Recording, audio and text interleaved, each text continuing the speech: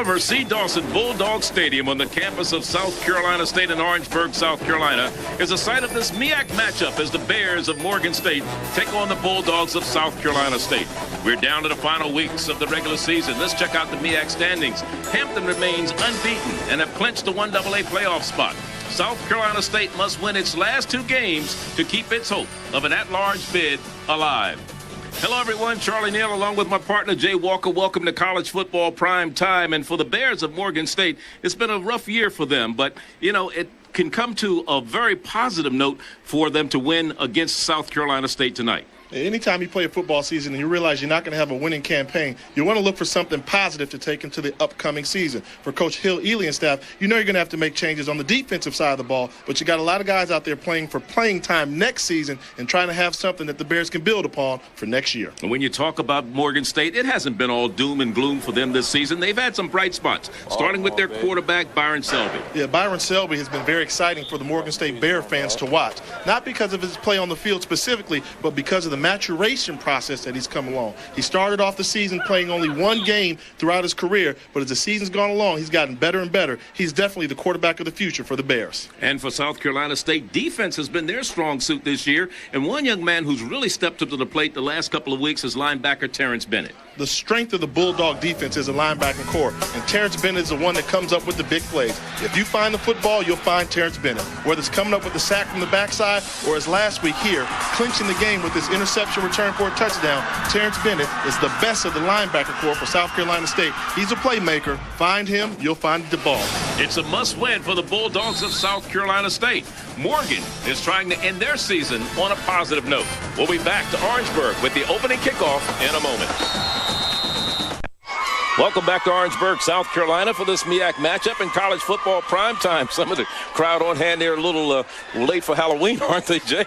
Anyway, there you look at Donald Hill Ely. He's in his 4th season as the head coach of the Bears of Morgan State. You see his record, 20-24. In 2002, he was the MEAC Coach of the Year with a 7-5 record, and his counterpart also in his 4th season as the head coach here in Orangeburg of the Bulldogs of South Carolina State, Buddy Pugh. 31-13 is Buddy's record. As you look at the series, the 30th meeting between these two teams, in the last meeting, the 38-35 win a year ago, and the South Carolina State Bulldogs came out victorious. Morgan State last won 2002. It was here in the same stadium. The final score there was 23-12. And you see the home team, the Bulldogs of South Carolina State, in their home dark blue jerseys, white numerals, to receive the opening kickoff. The visitors from Baltimore, the Bears of Morgan State. And it's going to come down on the near side to Aaron Moore. And Moore brings it back across the 25 to about the 29-yard line, where he's brought down immediately by South Carolina State's LaQueen Ellaby. LaQueen Ellaby on the stop defensively. So it'll be 1st down and 10. We'll get a chance to see Byron Selby, the junior out of Baltimore, Maryland, and Dunbar High. There he is, and the numbers on him. A 6-foot, 190-pound freshman for the young man, or sophomore actually, for Mr. Selby. 1st down and 10 at their own 29-yard line. First offensive possession. And he's working out of the shotgun on 1st down and 10, and he's going to roll it left, and he's going to keep it and run with it. Picks up pretty good yardage across the 35 to about the 36, 37-yard line. A gain of about 8 yards on the play. It'll be 2nd down as we look at the offense with Key, the man in the middle. Dwayne Delaney and Chris Cousins are the guards. Wesley Charles and Curtis Bradley are the tackles. The backs and receivers, Kelvin Dickens of Goodwin, along with Jay Wilson, Jason Jackson is the running back, Chris Cash the tight end, and Mark McKenzie is the other wide receiver. They play 3 wide outs, a tight end and a lone setback. Dickens is the man in motion. And finally, they hand the ball off to Jason Jackson, trying to get to the 1st down marker. He's going to be very close as he stopped at about the 39-yard line. Let's look at the defense for the Bulldogs of South Carolina State. second down. Lineman Travis Kinlock, Calvin Epps, and we'll also see Brickman in there a lot today in that tackle spot. Joseph Dixon and DeLorean Shaw are the ends. The linebackers, two freshmen, Tony White and Terrence and Marshall McFadden. Terrence Bennett, we talked about him earlier, is the third member of that linebacking crew. In the secondary, watch out for Kevin Corley, number 5. He's a good one. Along with Wesley Middleton, the free safety. The corners are William Oliver and David Broom. They're going to measure to see if they got the first down. Yeah, very important for Morgan State to start getting the running game early. You know, one of the things we talked about with South Carolina State, the linebacker core is a strength. So that means you really can't run directly straight ahead at them. You're going to have to go side to side. It seems like they had third and short. It's going to come up on third and short. They didn't get it in that first running play, but for Morgan to have a chance, they're going to have to find a way to run the football against this Bulldog defense. So they're inches away from a first down, third down conversions this year. They're ranked 4th in the conference at 33%, so they do a pretty good job when they get into third down situations. 49 of 150 attempts so far.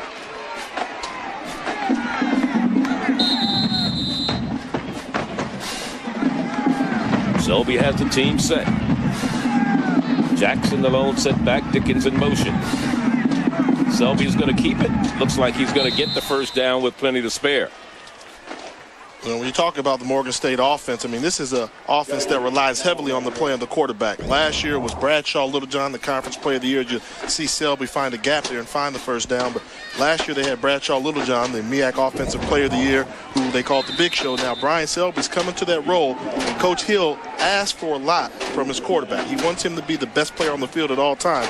And as the season's gotten better, Selby's decision-making has gotten a lot better. On the first play of the game, we saw the rollout pass. He made a quick decision, decided to run the ball, and picked up positive yardage.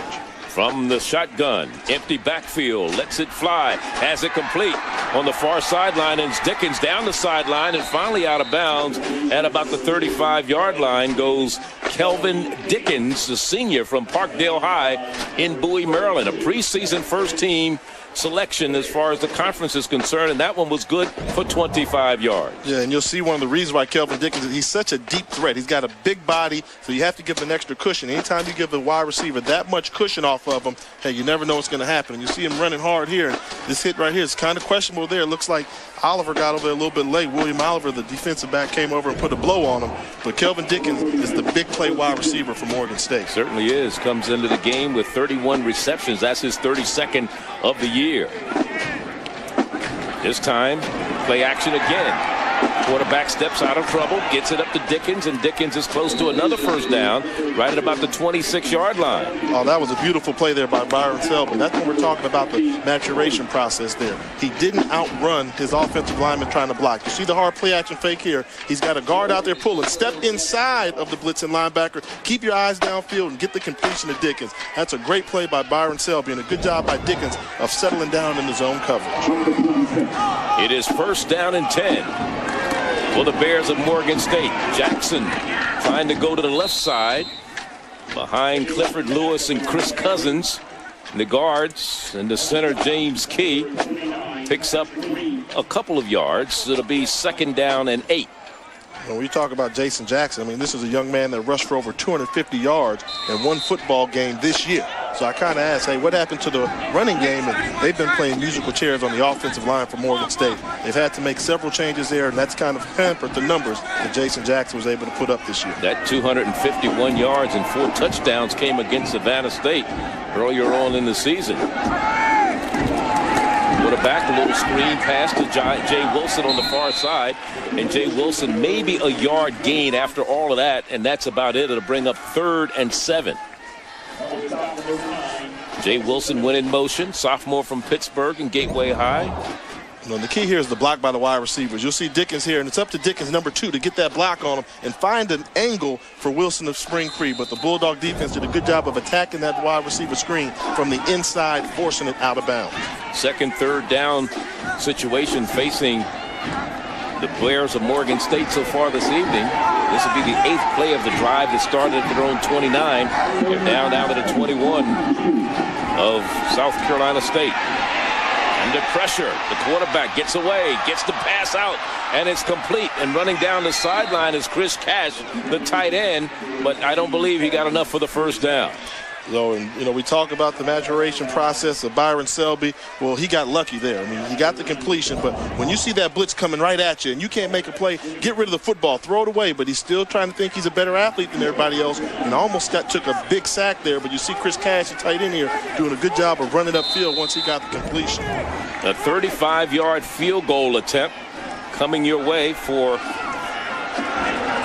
the Bears of Morgan State. This is James Meade to attempt it. It's up, and it is no good. So the 35-yard field goal attempt, he is 4 of 9 in field goals this year. His longest is 33. He just missed a 35-yarder, and the score remains 0 on the scoreboard between Morgan and South Carolina State. College football primetime is in Orangeburg, South Carolina. Charlie Neal and Jay Walker. And the Bears of Morgan State drove all the way from their 29, stopped at the 21 of South Carolina State, attempted a 35-yard field goal that went far to the left, and they came up with a goose egg on that one. So now we'll see the Bulldogs of South Carolina State led by their quarterback Cleveland McCoy for the first time tonight. He's out of Hollywood, South Carolina. Elementary ed major, sophomore, 6'2", 213-pounder. Completed 85 of 155 passes, and here's the end around to Rodriguez Darby. Darby trying to turn the corner, and Darby gets about 7 yards before he's finally brought down defensively by the Bears' Brian Wilson. Take a look here, a little misdirection here by the Bulldogs. They want to get you thinking you're going one way, then bring the speed guy, Rodriguez Darby, around the outside there. Morgan State wasn't fooled. They had a couple of defenders stayed home, but risky play call on the very first play from scrimmage. Well, Coach Buddy Pugh told us his first 15 plays yesterday, and we knew this was part of his arsenal to try to loosen up the defense. And now they go again with the option play to the left side. The quarterback, McCoy, decides to keep it, gets the first down across the 30 to about the 32-yard line. Let's look at the offense that's paved the way for the Bulldogs to pick up 3,200 yards this year, led by the center, Raymond Harrison. The guards are James Lee and Jason Dean. Nate Richardson and Clyde Reed are the tackles. There, your backs and receivers. And you looked at Darby already carry the ball. You have Kelly King, a good wide receiver, along with Chris Burgess and Deshaun Baker. 1,000-yard rusher from a year ago is the setback. And Baker has the ball, and Baker's into the secondary. Baker across midfield, cuts it back at the 45, the 40, and finally brought down at about the 35-yard line by Darius Leak, but not before big yardage gain on a big running play by Mr. Deshaun Baker, the junior from Charlotte, North Carolina. A gain of 35 yards. Yeah, you talk about seizing the line of scrimmage from the onset. Look at the offensive line. They've got Morgan State defenders on the ground, and Baker here coming off a knee injury, so he's not as fast as he was, but great ability, great vision, great cuts, getting those extra yards after the first contact. Now they give the ball to Baker again, and Baker is inside the 30 to about the 28-yard line. This drive started at their own 20, and now they've gone all the way down to the 28 of Morgan State. As you look at their defense, Zola Coffer along with Lockett are the tackles. Omatati and along with Anthony Young are the defensive ends. The linebackers are Guyton, Hicks, and Leak. Leak had to make the stop on that long run by Baker in the secondary. Choo-Choo Davis is one to watch out for at that safety spot. Again, going to the left side and holding on for dear life. Morgan State finally comes up to make the stop of the running back, and it was Lonnie Williams, along with some help from his friends. We talked about the first 15 plays being scripted, but right now I think they've broken script. They got some successful runs right now, so what they're saying is, hey, we've got an offense that averages 223 yards per game. Doesn't matter if we get it strictly by the pass or the run. Right now they're running the heck out the football. Now they're going to put it in the air, and it's Burgess on the reception, and Burgess has the first down inside the 20. This is a methodical drive by the Bulldogs of South Carolina State. The type of drive they needed as Javar Golson made the stop defensively for the Bears of Morgan State, but more importantly, it's been a very impressive opening drive for the Bulldogs. Yeah, I mean, they showed some balance. They showed a little trickery on the first play, then they showed the straight power running game with Baker. Now they're showing you that Cleveland McCoy can not only beat you with his feet, but he can beat you with his arm as well. 12 yards on the last play. Here's Baker trying to go off the right side. Baker picks up a couple of yards. It'll be second down after a pickup of about 4. Second and 6. We talk about numbers in the game of football a lot, and we see Baker there, who's got averaging 4.4 a carry, which is phenomenal for the junior running back. But Morgan State's got one of the worst defenses in the country, and South Carolina State's got one of the best offenses. On paper, it doesn't shape up well for Morgan State, does it? Not the way it looks right now. But that's why you got to play the game. It's a conference game, and they're rivals, and I think Morgan State's going to rise to the occasion. Deshaun Baker, the second back, gets the pitch. And he's going to score. Baker into the end zone. The Bulldogs score from 14 yards out. A 14-yard run for Deshaun Baker.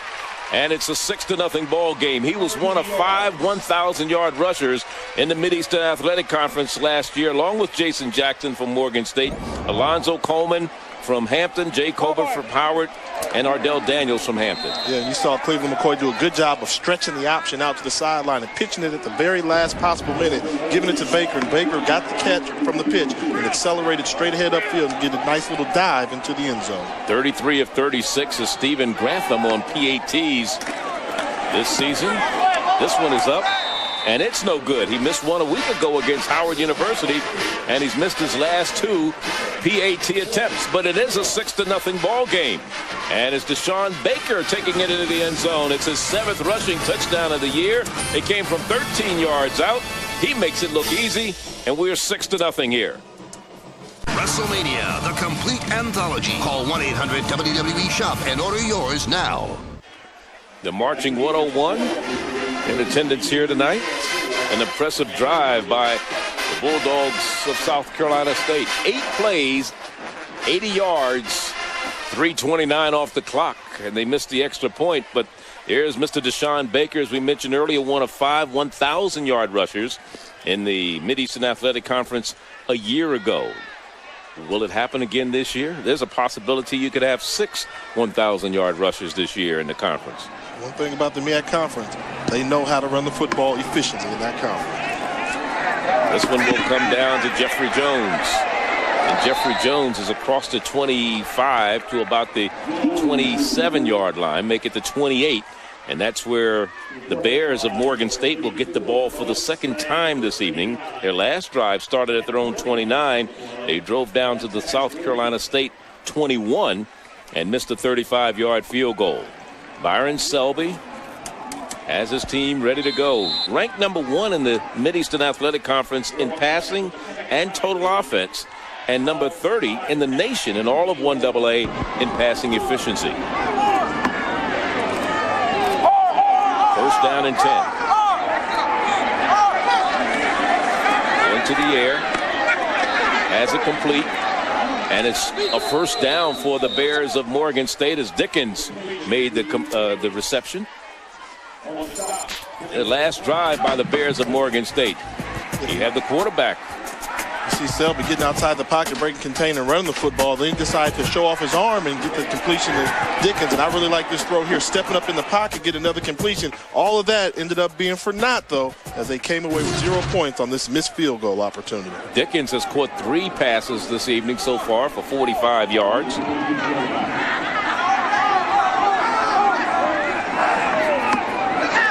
Nelson, Craig Nelson is the back beside the quarterback. Here's the option, the pass, and it's incomplete on the near side. Mark McKenzie, the intended receiver, the junior out of Woodlawn High in Baltimore, a little behind him. It looked like they were on the 2 different pages. He was blocking downfield, and Selby was looking for him to come out of his route. So I think McKenzie would have been on the wrong side of that play there. He didn't hear correctly in the huddle there, but Selby's really impressed me with the athleticism. People are attacking him behind the line of scrimmage. He's making that first defender miss every time. And that's the key. He's only missed. That was his first incompletion so far this evening. He's 5 of 6 in the passing department. This one is a little high on the near side. intended for Jay Wilson, sophomore from Pittsburgh, Pennsylvania, number 20. Now, Jay, you got to remember, is only 5'7", so you can't throw it to him like you throw it to a 6'2" guy. Yeah, and Selby wishes that ball tailed away from him. He wishes he'd have hit him right between the 2 and the 0 because they had the perfect play call for the blitz coming from the outside. A wide receiver screen out there. They were bringing the outside linebacker on the blitz, and Terrence Bennett, had they been able to complete that ball, he had blockers in front of him. That could have been a big play for the Bears. 3rd and 10. They're 1 of 2 in third down conversion so far tonight. Screen to Chris Cash, the tight end, but no blockers in front of him. There were nothing but blue jerseys as far as South Carolina State in front of him. His blockers, I'm looking at number 76 over there, which is Wesley Charles, and one of the other offensive linemen, they weren't hitting anybody. Well, 77. They're expecting to go on the outside, and Cash catches the ball, and the first steps he takes is run towards the middle of the field. I don't know if too many tight end screens are designed to go to the middle of the field. He kind of lost his orientation down there on the field and cut inside when he had blockers on the outside. Poorly executed screen. Thomas Bees, the senior from Winona, New Jersey, back to punt it away. Dominique Henry is the deep man, number 1, to receive it. He's saying, let's call it off. I'm not going to get anywhere near it. From the 23-yard line is where the South Carolina State Bulldogs will go to work with their second offensive possession after a 37-yard punt by Bees.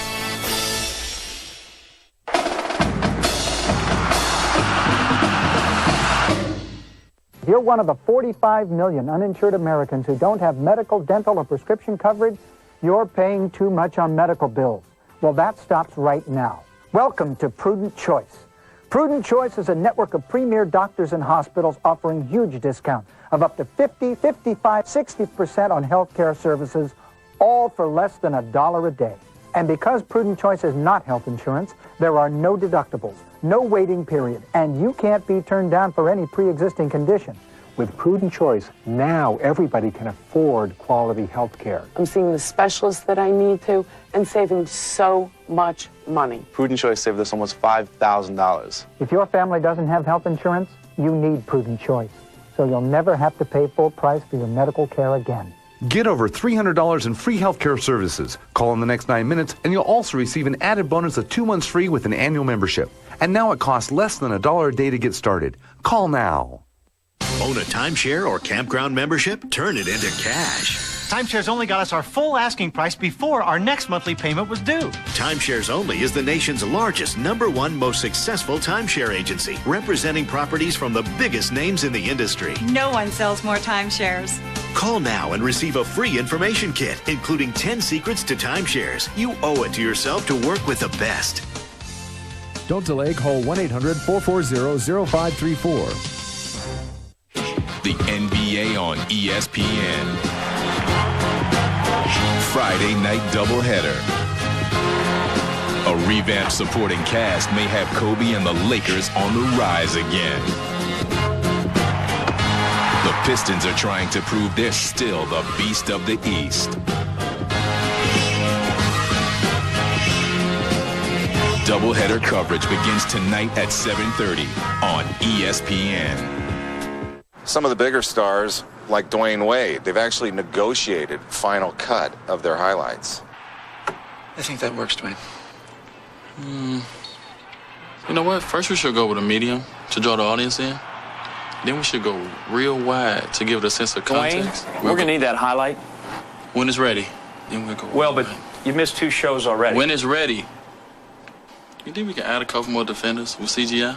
That would make me look more like a hero, superhero.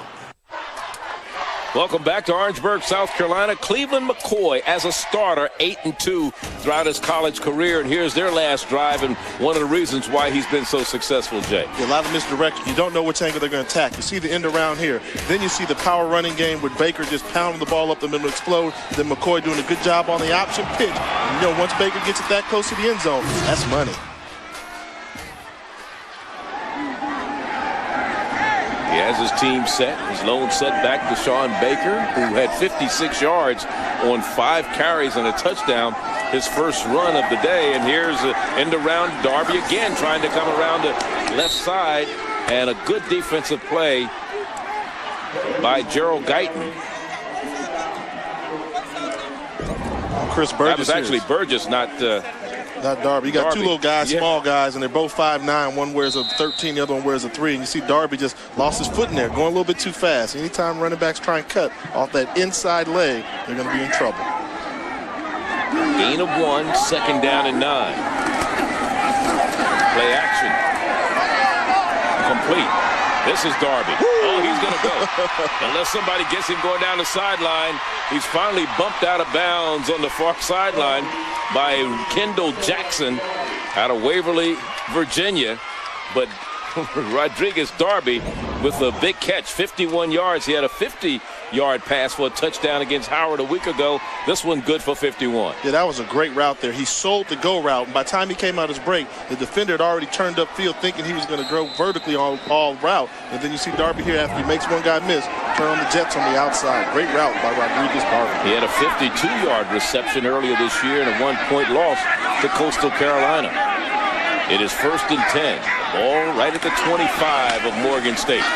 Trying to go to the left side is Baker. And Baker maybe 3 yards, and that's it. 2nd down and 7 before Darius Leak on the stop defensively for the Bears. Yeah, good job by Morgan State of stringing out that running play here. You take a look at the power, and then you talk about getting physical in college football. Listen to this. They get excited down there. Woo, how you going to hit somebody and be screaming that loud? But that's what linebackers like to do. They got that half deck of cards they're dealing with, and they love to hit every single play. Why do you say that? That's because you're not playing anymore. Yeah, well, if you were still playing, you would be saying that. To play special teams and linebacker, you can't have a full deck of cards. Why do you want to hit every single play? Here's the option play. Here's a nice move by McCoy. He's at the 4-yard line. Cleveland McCoy with a great move on the option and cutting it back up after the fake to the pitch man. I mean, that's one of the things about Cleveland McCoy. Look at the athleticism. Watch Choo-Choo Davis, number 6 here, get shook. He's playing for the pitch. You can't play the pitch and the quarterback. Take a look here. You got all that space in the open field. McCoy showing athleticism. And I like the shake there. He did a good job of running that option by Cleveland McCoy. 1st and goal. After the 19-yard run by the quarterback, Cleveland McCoy, team poised to try to add to the lead. Going to the left side this time, turning the corner, trying to get in, and walking in is Deshaun Baker with his 2nd touchdown of the night. That's too simple there. I mean, you got a couple missed tackles. You got guys not getting their assignment there. Anytime you get on the 3-yard line and you can run the ball in there untouched, that means the defense is not being aggressive over there for Morgan State. You see this, just a power I formation, simple play. Don't give up outside contain. The moment the defensive lineman, Anthony Young, lets Baker get outside, you know it's a touchdown. You got to play the team concept on defense, and all Deshaun Baker did was capitalize on the Morgan State miscue. Now let's see this adventure of the extra point, which has been an Achilles heel for the Bulldogs the last couple of weeks, has finally come to an end as Stephen Grantham, the freshman from Florence, South Carolina, finally splits the uprights here, and the team takes a 13-0 lead as we watch the touchdown once again. Deshaun Baker, he just waltzes into the end zone, his 2nd touchdown of the night, and it's a 13-0 ball game here in Orangeburg. They used up 5 plays, 77 yards, 2:11 off the clock. An ESPN game plan features 15-plus college football games each week. So if you can't find the big game you want this Saturday, there's a good chance it's on ESPN Game Plan. Don't miss the games you really want to see. This week's marquee games, Southern Cal against California. And Southern Cal, of course, is ranked number 1. Then you have 2nd-ranked Texas going against Kansas. And 3rd-rated Miami, the Hurricanes, taking on Wake Forest. ESPN Game Plan available on TV and online. To order, call your pay-per-view provider or go to ESPN.com. ESPN. You're watching Morgan State take on South Carolina State from Dawson Bulldog Stadium in Orangeburg, South Carolina.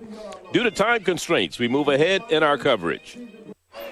Some of the crowd on hand here at Oliver C. Dawson Bulldog Stadium on the campus of South Carolina State. Donald Hill Ely and what they've done this year, 89% in the red zone for the Morgan State Bears. They are 0 for 1 tonight. They missed a field goal, but they got there. Selby rolling left, lets it fly to the end zone, and it's incomplete.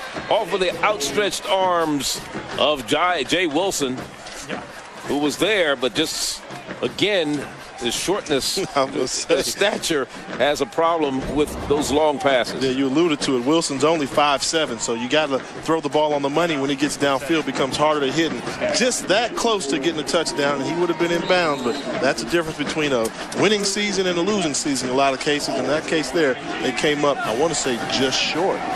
But it might have been just long with the pass. Jay Wilson, 21 receptions coming into today's ball game. It is 3rd down. And the run to the right side doesn't yield a whole lot, so they'll probably see the field goal kicking unit come on once again as the ball is going to be spotted at about the 15-yard line. This will be probably a 32-yard or 33-yard field goal attempt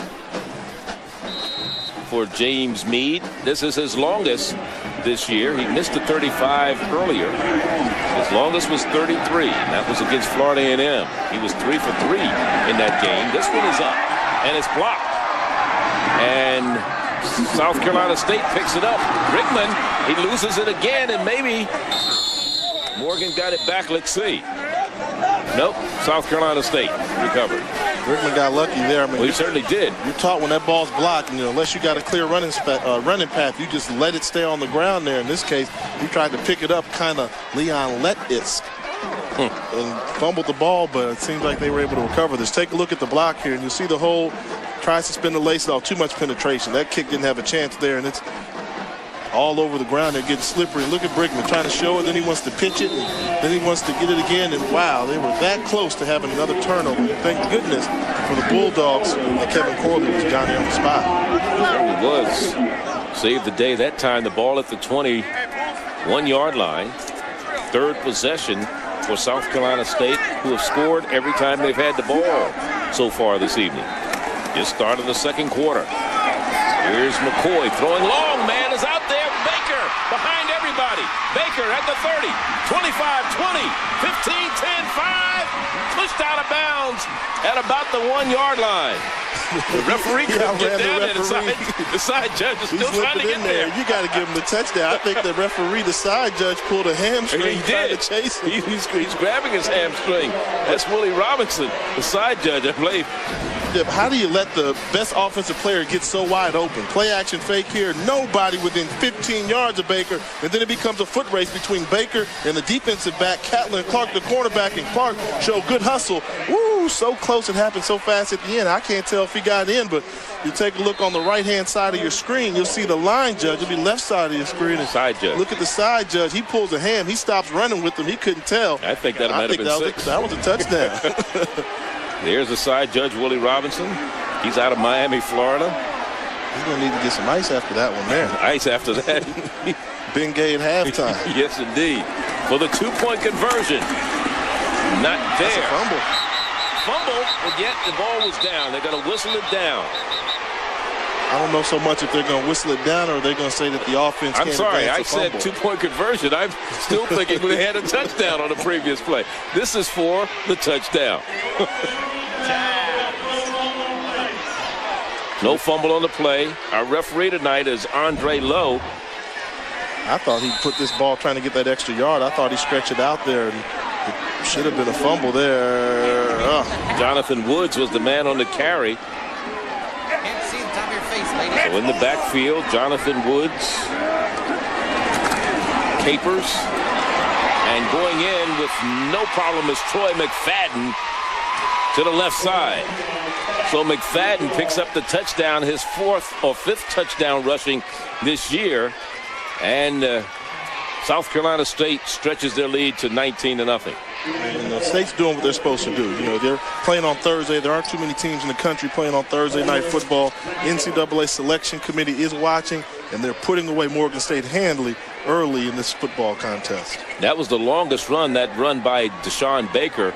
As we look at Grantham attempt the point after, Kobe Bradleyburg will be the holder for it. The kick is up, and this one is good. And they make it 20-0, but it was a 78-yard run and catch by Deshaun Baker. His longest reception of the year. The previous long was 56. That was against Delaware State. And here's McFadden. making it 20-0. Printer, scanner, copier for free, but you must call now. You're watching Morgan State take on South Carolina State from Dawson Bulldog Stadium in Orangeburg, South Carolina. Due to time constraints, we move ahead in our coverage. It is second down. Nothing doing. Back to the 40-yard line. And that's it. Maybe a half a yard loss on the play. Nelson on the run.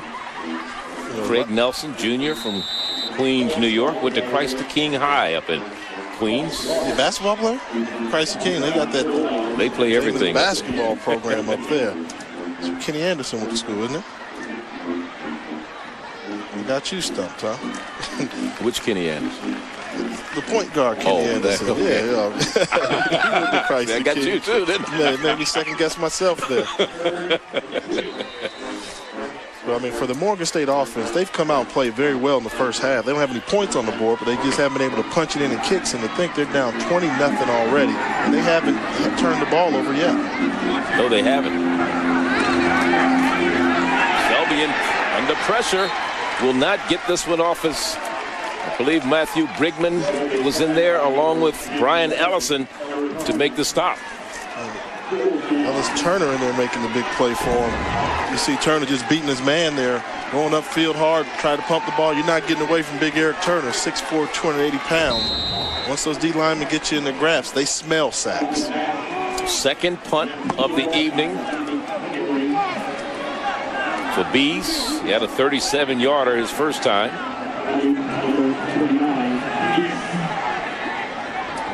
Dominique Henry's the deep man to return this one. Good high kick. Henry. Still on his feet. Boy, he's sandwiched there at the 25-yard line. Probably thought he should have fair caught that one after that hit. He got knocked sideways. You take a look there. He's going for the fair catch. Maybe he needs to think about fair catching this one. Well, he tries to move, and he gets sandwiched between two white jerseys after a 38-yard punt. $1 a month. Call now. Back here at Oliver C. Dawson Bulldog Stadium on the campus of South Carolina State, the 17th ranked Bulldogs leading 20-0 over the Bears of Morgan State in this MEAC matchup.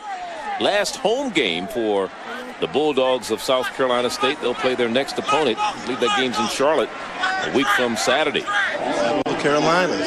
Carolina A&T versus South Carolina State. Now that rivalry goes back some time. Oh, it certainly does. First down and 10 at their own 26. Fourth possession for South Carolina State, and we have movement on the offensive line. And that's big number 99, Kyle Lockett, who made contact and went across. Snap infraction. Offense. Somebody made him move. 5-yard penalty. Still first down. That's weird that would happen because South Carolina State, when we talk about the scripted plays, they actually call for when the quarterback goes for a hard count to try and draw the defense offside. So he calls it in the huddle. We're going to come out with a hard count, then call another play. Somebody wasn't listening to the play call. That was the first penalty of this ball game. That's good. For either team. I like that. Raymond Harrison, the center, was the man guilty of the false start. Now they'll work out of the shotgun on 1st and 15 from the 21. Here's the option by the quarterback, McCoy. McCoy across the 30 to a 32-yard line.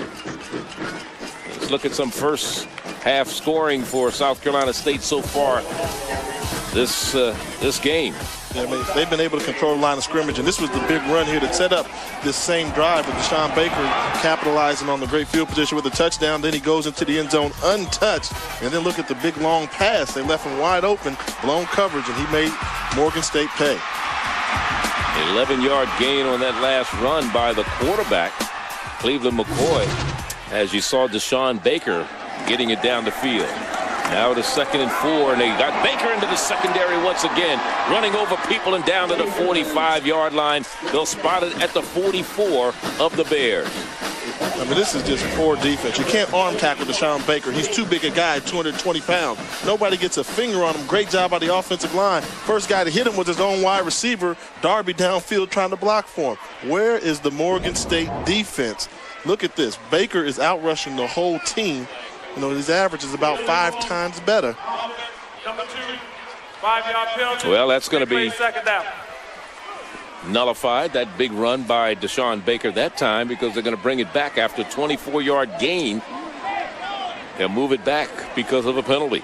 And these are the things that make coaches, and we were just talking about, this has been a well-played game as far as the penalty flags are concerned, and back-to-back penalties on this same drive by South Carolina State. Yeah, that's hurt them. And, you know, for South Carolina State, it's all about the playoffs. And when you're trying to get a team playoff ready, you can't have penalties or lapses in the special teams department. So they just took away some yards for Deshaun Baker. It'll be 2nd down and 9.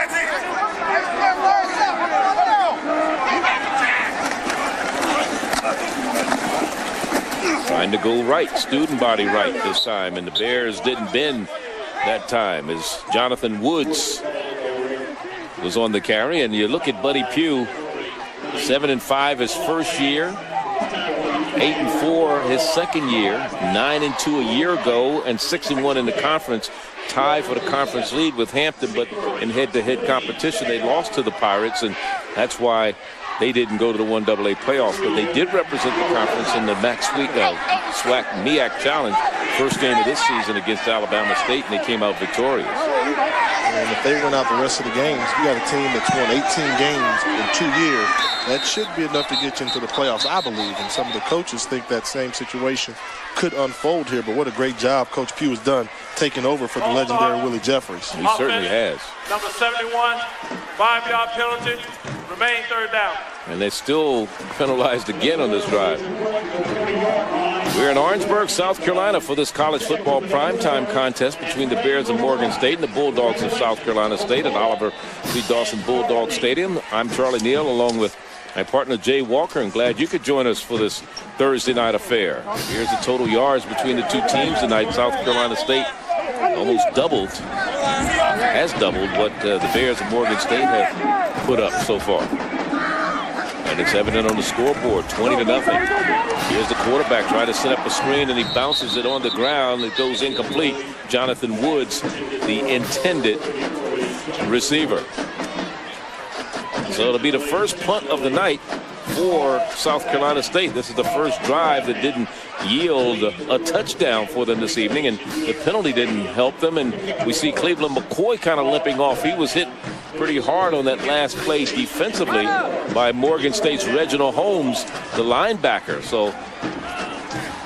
And he was under pressure. So we'll see Kobe Brandenburg back to punt it away.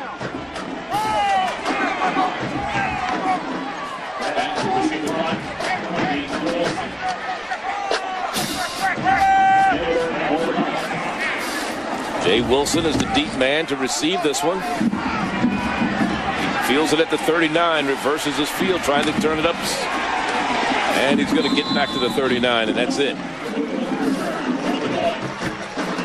Don't forget, Saturday, November 19th, we'll continue our coverage of historically black colleges and universities football. It's the Wildcats of Bethune-Cookman taking on the Rattlers of Florida A&M in the Walt Disney World Florida Classic. Join ESPNU for a tradition unlike any other. This game between these bitter Sunshine State rivals draw more fans than any other HBCU game in the nation. More information, log on to ESPN.com. And Jay, you and I will be there for that one. Man, you talk about fans and everything you want. You got the great athletes from the state of Florida. You got coaches with personality in Alvin White and the new coach of FAMU, Ruben Carter. He's got everything for a Florida shootout. I already asked Ruben, is he going to get a new outfit for this game to match up with he can't win Alvin White? Selby has to take it upfield, and he gains maybe a yard, and that's it. No, it's going to be hard. Let's look at what South Carolina State has done defensively to keep Morgan State off balance so far this evening. Yeah, I mean, they took away the running game early, saying we're not going to let you run the ball up the middle or to the side. So if you're going to beat it, you're going to have to beat us throwing the ball. And Morgan State has capitalized on the passing game. They've already thrown for 116 yards. So Selby's been effective that way, but he's got no help from his running game. Selby lets it go, and this one is a little low. Again, Dickens is his favorite receiver on the far side. It just didn't get it to him. You know, we talk about Coach Donald Hill Ely, and he's done a great job here in his 4th year as the head coach in Baltimore. And he was talking earlier this week, and he said, you know, I know what needs to be fixed. He said, if I didn't know what needs to be fixed or how to fix it, I'd be afraid. He says, but I know where our needs are. We have needs in special teams. We have needs on defense. And that's the truth. I think he needs defense, and more defense after that. I mean, you know, this offense can score and scare a lot of people, but they just can't stop anybody. I mean, we're talking about, it's not like South Carolina State's had great field position on these drives. I mean, they've had long drives. They beat them with a long drive. They beat them with an explosive drive. And Morgan State, I just don't see any tackling going on there. They got to get back to basics every now and then. Kids can be confused. They got a new defensive coordinator that came in there, Morgan, and they wanted to change some things up. And right now, they're just technically not sound on defense. To punt it away, Thomas Beese. This will be his third punt of the evening. Dominique Henry is the deep man for South Carolina State.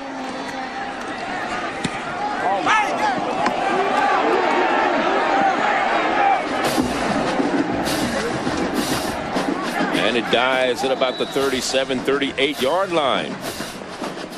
20-0 is our score. Big punt that time, only covered 27 yards. The third punt of the night for the Bears. $1 a month. Call now. You're watching Morgan State take on South Carolina State from Dawson Bulldog Stadium in Orangeburg, South Carolina. Due to time constraints, we move ahead in our coverage.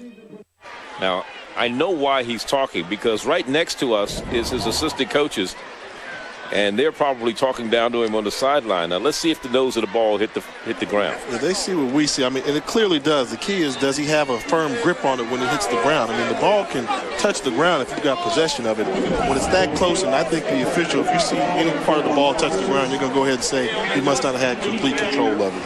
You know, I give the official credit for being able to see that. With the speed at which the play was developing, we slowed it down. We had to slow it down to see the nose of the ball touch the ground. Yeah, that's true. You know, that's why, you know, when you get to the NFL, they teach those wide receivers, you catch it and roll. Even if you don't have it, you catch it and roll, because what he can't see, you can't be for sure. And if there's any doubt, you may get the benefit of the doubt. But Coach Pugh's going to lose that argument there. You know, touchdowns are hard to come by, but come on, buddy. You got a great season going on. You're at home. You got a 20-0 lead. Let it go, man. Never let it go. The football coaches never let it go. 4:05, the time remaining. We're in the first half of play. And I was talking about Buddy never winning the Coach of the Year honor in the Mid-Eastern Athletic Conference. Coach Willie Jeffries won it 5 years. He won it 92, 78, 76, 74, and 73 here. And he won it in 1987 when he coached at Howard. So he's a 6-time MEAC Football Coach of the Year. Buddy replaced him here. They're still good friends to today. It is second down. 2nd and 10. On the option. Baker didn't get the pitch, or neither did anybody else. You know, one of the things that was very important for South Carolina State coming in terms of impressing the selection committee for 1AA is you have to win pretty. As Buddy Pugh said earlier this week, you know, it's like a beauty contest. You got to go out there with the best bathing suit on and impress those judges, you know? Yeah, and I think, you know, at the end of the day, they're going to look at the score and say you're up 20-0 with a chance to put more points on the board at halftime. They'll see that and realize that maybe you did call off the Dogs in the second half if it gets down to that. The pass by McCoy. And they lose yards on that one. And it was Darby on the reception, and a bunch of white jerseys were making sure he didn't get loose. And it'll bring up a 4th down situation. Now let's see if they bring on a field goal kicker, Bradley Berg to hold and Grantham to attempt it. This will be about a 45, 44-yard field goal attempt for Stephen Grantham. His longest field goal this year is a 47 against Delaware State. This will be a 44-yard field goal attempt.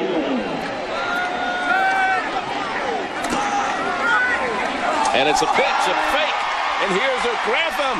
And he's down at the 15. He has a first down.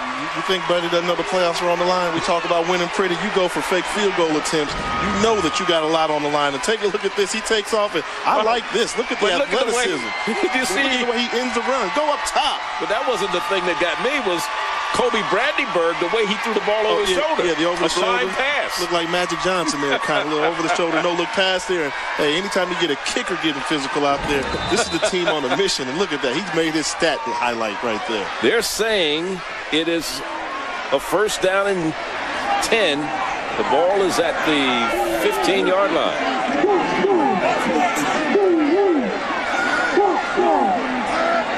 What a play, what a call. Here's the option. Trying for 3. And he's down at the 1.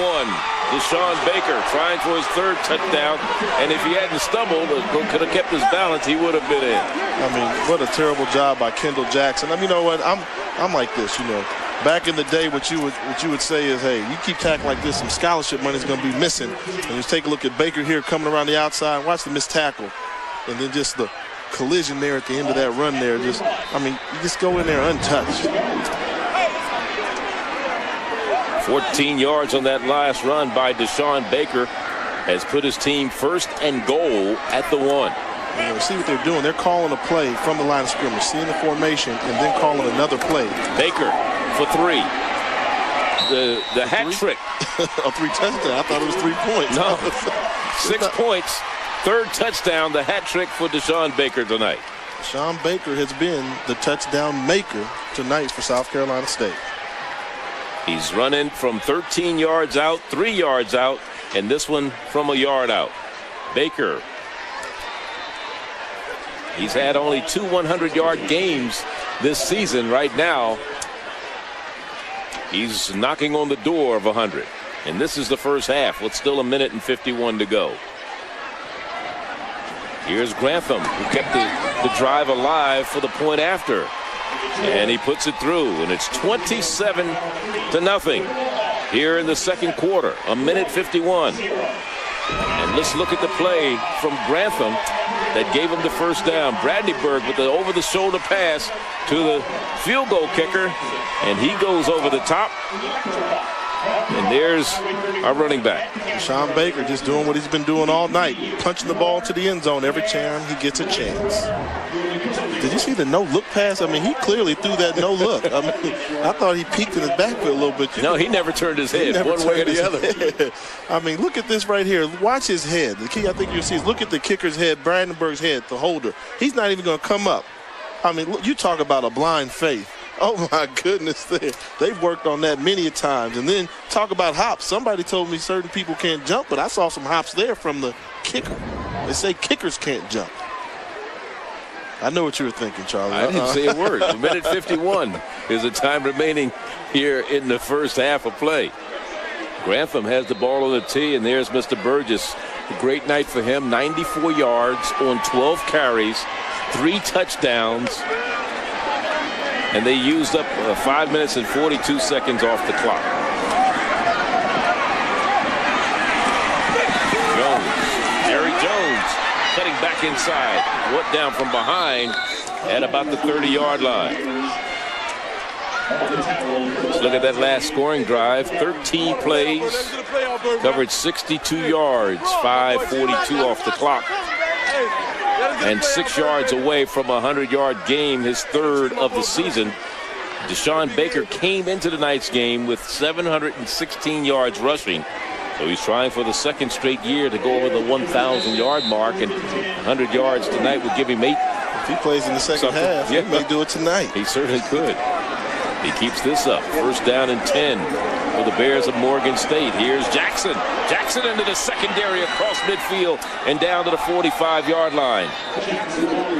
And that's the thing about when you watch Morgan State, which frustrates you a little bit. I mean, they've got good running backs. Baker's been the guy tonight, but, you know, you're talking about Jason Jackson. This is the guy that's, you know, got tremendous vision. And once you give him a hole, I mean, he can really hurt you there. He's got a little bit more breakaway speed than Baker does, and you see him there making people miss it. He gets upfield in a hurry. You just wonder, why can't they get bigger holes like this on a consistent basis? 25-yard run by Jason Jackson, who had 1,000 yards rushing a year ago, led the conference in 1,000 yards and in rushing. And here's a reception all the way down to the 24-yard line. And on the reception for the Bears of Morgan State was Henson. talk about the touch here, trying to attack the cover two. The middle of the defense was wide open, and a beautiful touch pass here over the top there. And Henson did a good job of holding on. Camaro Henson, the tight end. Looked like a Firebird on that one, didn't he? Or a Trans Am. First down, here's a pass into the end zone. Beautiful. And it's good for a touchdown. Dickens on the pass from the quarterback, Selby. And Selby puts it in there with the touch, his 9th touchdown pass of the year for Dickens. His 6th reception for 6. I mean, he made that look simple. Look at this little pump move here. Get the ball up in the air. Allow Dickens to go up and adjust to the football using that 6'3" frame. He did a good job of coming down with the touchdown reception. And for the point after touchdown, here's Meade. The kick is up, and it is good. And so the Bears break the scoring drought, and they get on the scoreboard, and it's 27-7.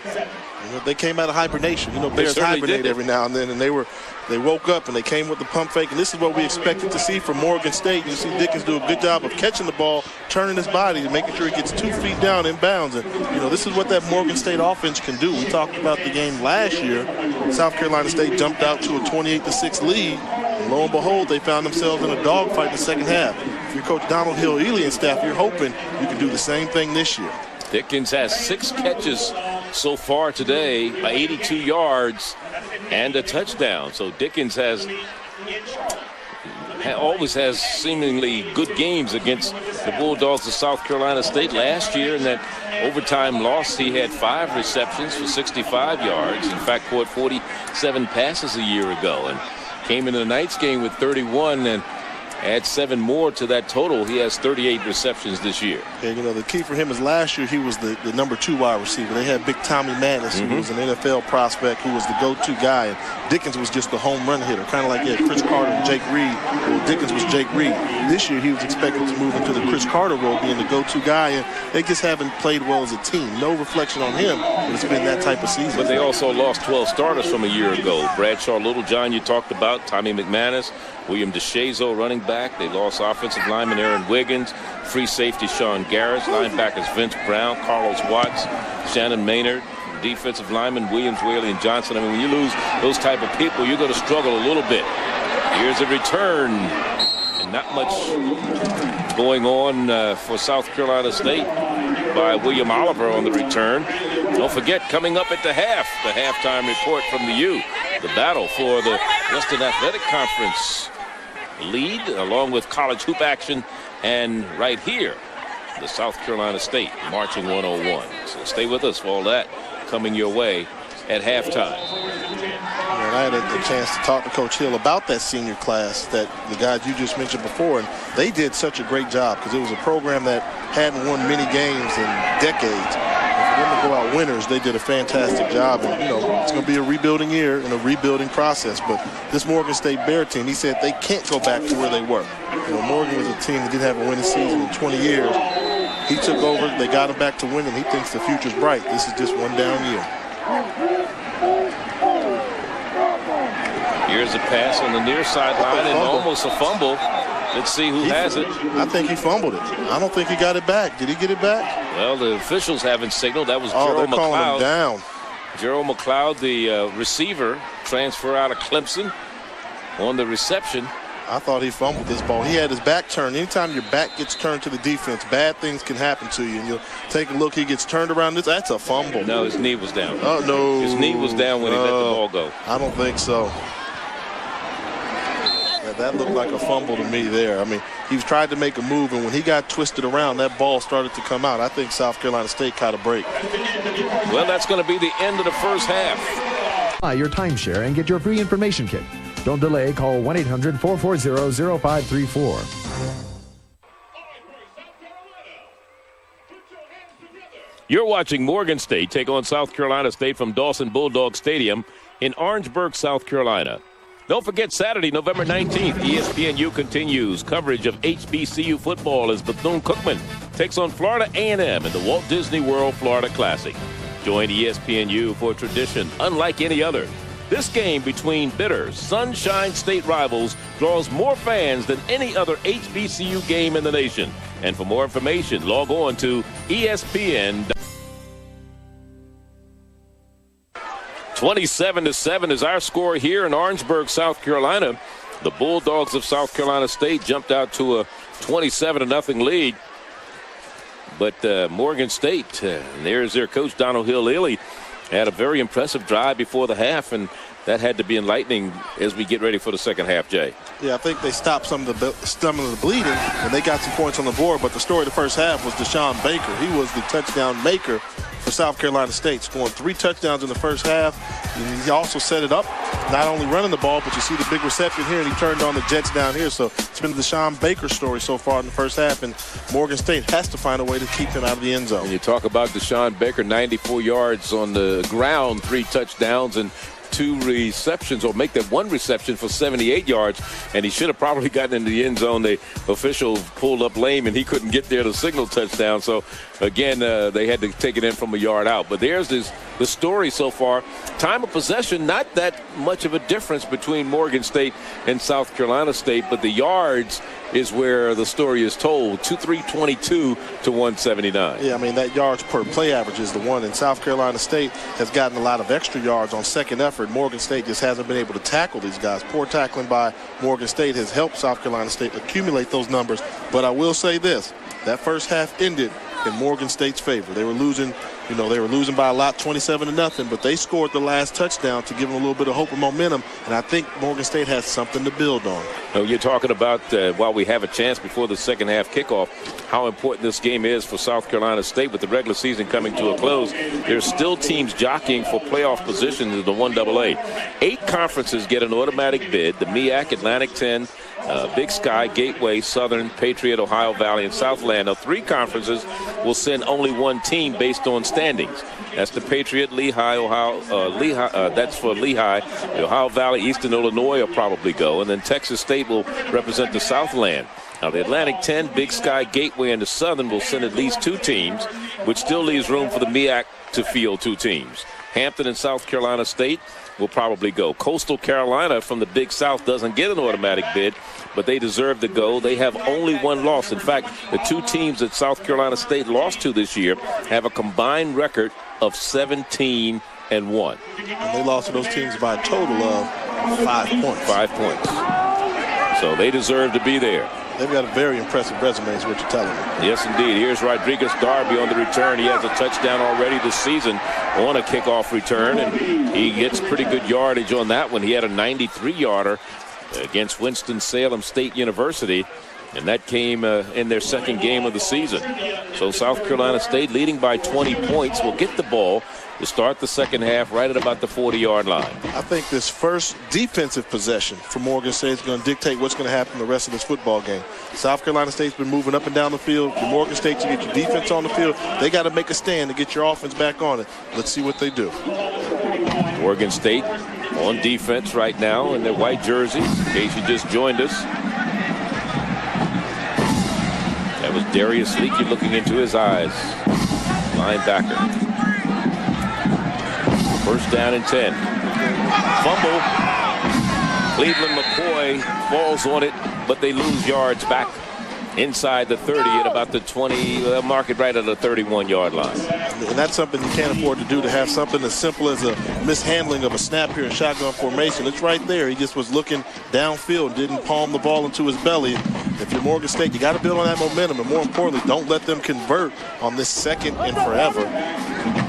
There's what McCoy did in his first half, 5 of 8. Didn't have to throw a whole lot because the Baker took care of it on the ground with his legs, 143 yards. It'll be second down and 20 after the loss of 10.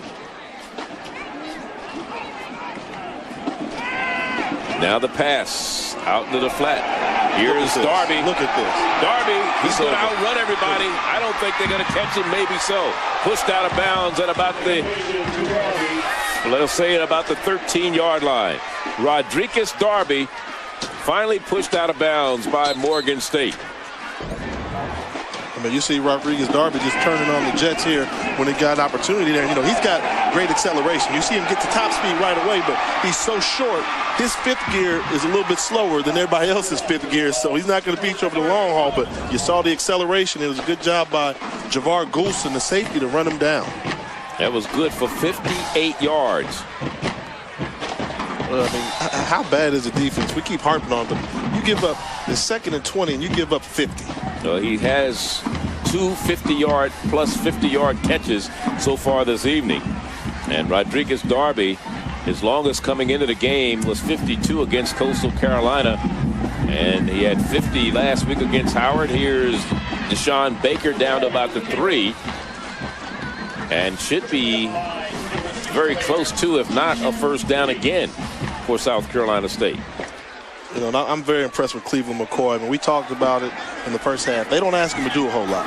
They ask him more for his legs than they do his arm, but the way that this offense is set up, he's got to hurry up and get the team to the line of scrimmage so the coaches on the sideline can see the formation that they're running, and then they'll call a second play. That's hard to do, to tell everybody to hurry up and get set. It is 1st and goal, coming to the near side. And getting into the end zone is Deshaun Baker with his 4th rushing touchdown of the evening. How many Bear defenders? +1. How many Bear defenders had an opportunity to make that tackle? You know, I'm saying you got to be kidding me. Imagine if you're Coach Hill over there at Morgan State, what you're saying there. A 2-yard run, 60-yard drive that used 4 plays. And count the white jerseys. 1, 2 guys got him. There's a 3rd guy coming up there, and they still don't get him down. And we're talking on a 3-yard run. 2-yard run. 2 yards, that's even worse, Charlie. Grantham for the point after to make it 34-7. And our researchers back in Charlotte are saying it is 20 million tackles. Missed tackles. Not 10. 13:21 remaining. We're in the 3rd quarter here. South Carolina State, they're winning this beauty pageant so far. We'll be back. Back here in Orangeburg, where the Bulldogs are making their request to get to the 1AA playoffs as an at-large team. Very, very potent so far this evening. Yeah, I mean, the 2 losses, you know, Hampton's up to number 2 in the polls now. So if you lose to the number 2 and the number 9 team in the country, I think we could say you're one of the top 16 teams. And South Carolina State came into today's game ranked 17th in the 1AA polls. And let's look at Morgan State. Some first half highlights for them. They got down to the red zone on their opening possession, but missed a 35-yard field goal. Here it is. And it goes wide to the left side, and they've had one block. That was a 33-yard attempt. And they've had a couple good pass plays. That one to their tight end, Henson. And then the touchdown to Dickens just before halftime. They have the ball for the first time in the second half. First down and 10 at their own 20.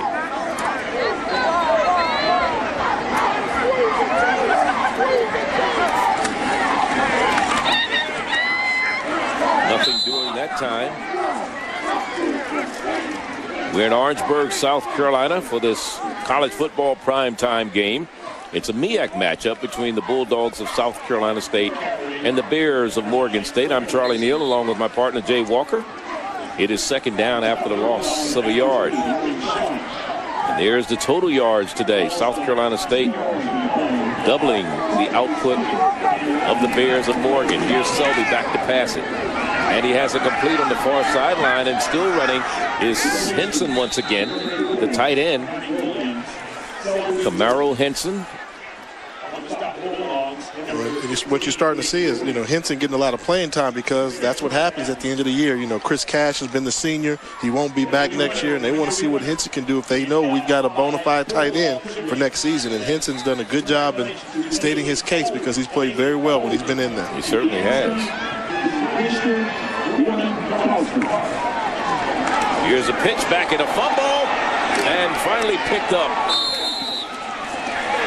But losing valuable yards because he couldn't handle the pitch was Craig Nelson, junior out of Queens, New York. He's had 200-yard games this year, 101 against Hampton, 105 against A&T, but went for minus yards on that one. Yeah, I mean, Selby did a good job of, you're supposed to pitch it. The defensive end had him covered and accounted for. He's supposed to do the pitch, but in that case, Nelson just didn't keep his eye on the ball. Jason Jackson back in there, preseason second-team all-conference selection. Over 1,600 career yards, had 1,000 yards a year ago, 1,191 to be exact. Lead all rushers in the conference, and Selby keeps it and gets out across the 30 to about the 32-yard line. It'll be third down. One of the things you talk about running the ball, but if you've got a quarterback like Selby who can throw the football and a good group of wide receivers, you got to be able to protect these guys. And what I'm seeing now is this offensive line for Morgan. I mean, they're not blocking anybody on the run. And that time, that was just a jailbreak. You had 6 South Carolina State defenders behind the line of scrimmage, and Selby did a good job of just trying to get back to the initial line of scrimmage on that one there. And I hate to say this, and you're going to call me biased, I'm a quarterback, but if you're Morgan State, you need to abandon the run and just throw for the rest of the game. Provided they provide protection for your quarterback. Here's a long pass by Selby. Man out there, and it's batted away. One of the linebackers that we talked about, the McFadden boys, that was Marshall McFadden who came up with it. The freshman out of Lamar, South Carolina. Now you got a linebacker all the way downfield. All the way downfield, covering the tight end, Cameron Henson, who can fly. And McFadden actually got lucky because Henson got behind him, but he did a good job of jumping up and tapping the ball down at its highest point. And, you talk about McFadden, a 6'2", 200-pound linebacker who can run. And you take a look at these guys, McFadden and White, they're the linebacker core. They're solid guys. They're where they're supposed to be at all times, and they're little babies. Hey, look, ain't no stopping us now, huh? McFadden and Whitehead, remember that? No, you don't. You're too young for that. Anyway, from the 20-yard line, here's Dominic Henry trying to return this kick, and he gets it up to the 30-yard line.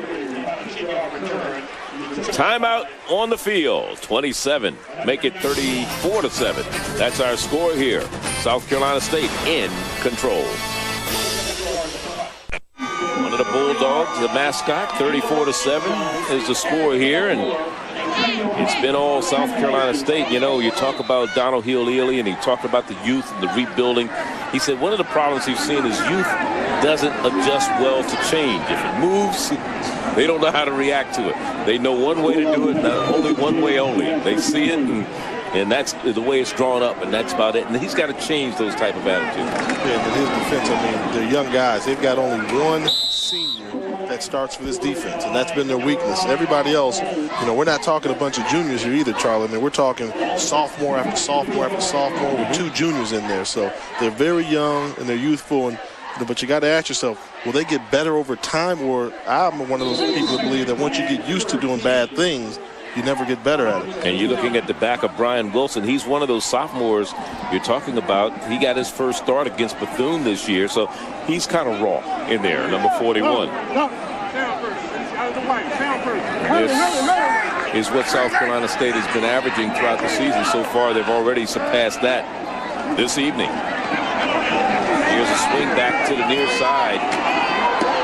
They're getting some other people involved in the action for South Carolina State, and that's Breland, Landis Breland. He came in as a defensive lineman, and now they put him on offense. Yeah, Morgan State brings the blitz, and they over-pursue a little bit, but you'll see Darius Leak do a good job of making the tackle, filling in the lane from the inside after he fell for the blitz hard out there. So how do you attack a blitz in defense? You give him some misdirection. Third down. And here it's going to be close, I think, short of a first down. Burgess had the reception, but Choo-Choo Davis was there on the stop defensively and may have prevented him from getting to the first down marker. Did you see the poise by Cleveland McCoy? Look at the blitz. He sees the guy's coming, and he doesn't even flinch. Guy's going to get a free lick on him. He knows the guy's open downfield. He's looking beyond him. That's that poise in a quarterback that you need. You're going to get hit anyway. No need trying to fake him out. Get the completion, absorb the blow, and help your team get a first down. Now let's see if they're going to punt it away. They will bring on Kobe Brandenburg. This will be only his second punt of the evening. His first punt covered 40 yards. Well, you're talking about poise. You have been having been a quarterback, Jay. How hard is it to stand in there when you know you're going to get whacked? It's a lot easier to stand there when you know you got a big play behind it. Now it's hard. Yeah, when but you don't know. 50-50, you don't know you're going to have a big play behind it. You just hope that the man catches it. And what you're doing is correct. Yeah, I mean, there's some times when the guy's running wide open downfield, you'll sell out and you'll let somebody bust you right in the chin. Other times you kind of turn your body to absorb the blows. But as a quarterback, hey, getting hit is never part of the equation. Well, don't forget Saturday, November 19th, ESPNU continues coverage of HBCU football as Bethune-Cookman takes on Florida A&M. It's the Walt Disney World Florida Classic in Orlando, Florida. Join ESPNU for a tradition unlike any other. This game between bitter Sunshine State rivals draws more fans, over 70,000, than any other HBCU game in the nation. For more information, log on to ESPNU.com. And if you're watching and you don't have your set, you can't be there in Orlando, you need to call your cable company and ask them for ESPNU. It is first down and 10 for the Bears of Morgan State. Selby letting it fly. Incomplete. It bounced off of Dickens' hands and almost into the hands of McKenzie, who was also down there. You see Selby here showing off a little bit of the arm strength and having the ability to throw on the run, and that ball was up there. It just becomes one of those jump ball situations, and David Broom did a good job of staying home as a defensive backfield for South Carolina State. When you talk about South Carolina State, this defense is really swarming. I think their defensive coordinator, Robbie Wells, deserves a lot of credit. I mean, he came into South Carolina State, changed the whole philosophy, and they got it smaller. Normally on defense, you try and get bigger. They got smaller and quicker, and they're starting to get dividends from it. And here's look out. Intercepted. Touchdown, South Carolina State. Bringing it in is Kevin Corley. Corley on the INT, his third of the year. Young man who transferred from the Citadel. He was the only returning defensive back to start from a year ago. He had 2 interceptions last year. He just broke that record today. We talked about Byron Selby and the maturation process. You see the blitz get to him here, and what does he do? He's such a good athlete. He thinks he can make a play, but you can't throw a football when you're moving backwards that way. And what happens when a quarterback tries to do too much, especially a young quarterback, throws this ball up here into no man's land? Corley gets the easy interception and even easier touchdown return. Senior out of Columbia, South Carolina, went to Fairfield Central High. He was a runner-up for Rookie of the Year at the Citadel, and then transferred to South Carolina State. Grantham for the point after. And this one is good. Make it 41-7. Kevin Corley, his third interception of the year, makes it a big lead for his team. Here's Kevin Corley. I saw him in a suit yesterday and tie and didn't know who he was. Didn't look like a football player, but I guarantee you Morgan State knows who he is now. They certainly do. Kevin Corley coming up big, the senior out of Columbia, South Carolina, as I said earlier, started his career at the Citadel, runner-up Rookie of the Year that year, then transferred to South Carolina State. Morgan State down 41-7, and one of the people coming onto the field on the offensive side of the football for the Bears of Morgan State is the right tackle, or right guard rather, number 59, and that is Curtis Bradley. There he is. He is from Orangeburg, South Carolina, hometown kid from Somerville High, preseason first-team all-conference. And in high school at Somerville, they played on a state championship team. And his dad also played here at South Carolina State. Somehow he wanted to leave Orangeburg and go up north, and he went to Baltimore. And George Bradley is in attendance tonight. He went to South Carolina State where he played linebacker here. And there's a pass that's going to be caught up at the 20-yard line by Jay Wilson. But to finish the story on Curtis Bradley's dad, George, he played linebacker at South Carolina State. And there's the stats while he was here: 23 tackles, 17 assists, and 3 sacks. And more importantly, he still works here in Orangeburg, right next door at Claflin College. He's the executive vice president at Claflin College. They don't have a football team over there. They do have basketball. In fact, they played a very tough exhibition game last night against South Carolina State here on campus and lost right at the end of the ball game in overtime. And Dickens just drops this pass. The ball hit him right in the breadbasket. He's got to do that. Well, one thing that you see missing from this picture is his wife, Tina, who's probably calling him on the phone saying you're on TV right now. But she's out. They're going to have a little tailgate party for the Morgan State team after the game. They've spent all day cooking up this food. We're going to have to go out there and join them, Jay. I'm going to join them, and I know you're going to go there because, believe it or not, despite our size difference, you eat way more than I do. Way more. And that's what it's all about with Black College. When you talk about Claflin, they'll be joining the SIAC in the next couple of years. So it's keeping it in the family. This one goes incomplete.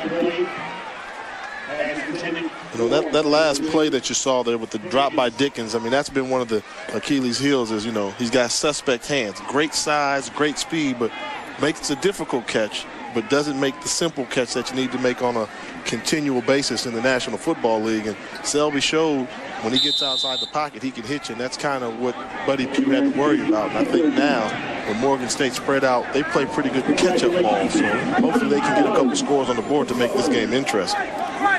Dickens has six catches, could have had his seventh had he not dropped it. As you look at Selby, and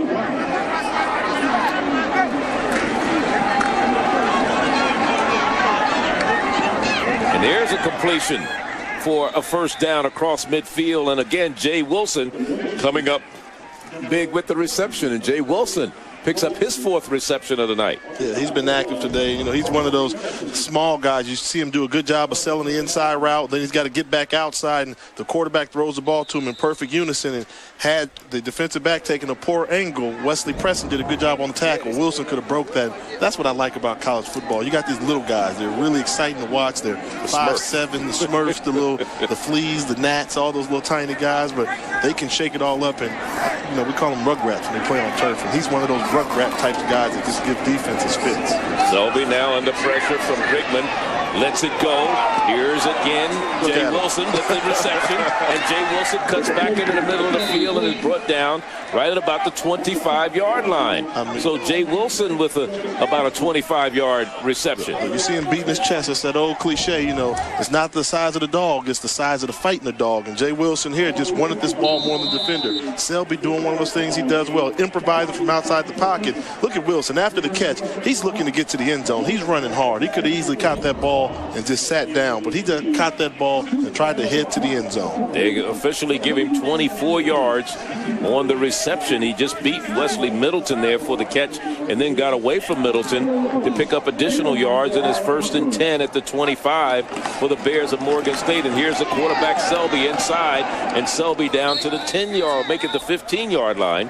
Close to a first down again for the Bears of Morgan State. They do move the chains, and he does pick up the first down. And take a look at the pulling guard here, number 70, Chris Cousins. All you need him to do is just get in the way. And the moment that linebacker, Terrence Bennett, tries to run around that big 330-pound guard coming at him, you're done. Selby did a good job of setting up the pulling guard and accelerating up the field.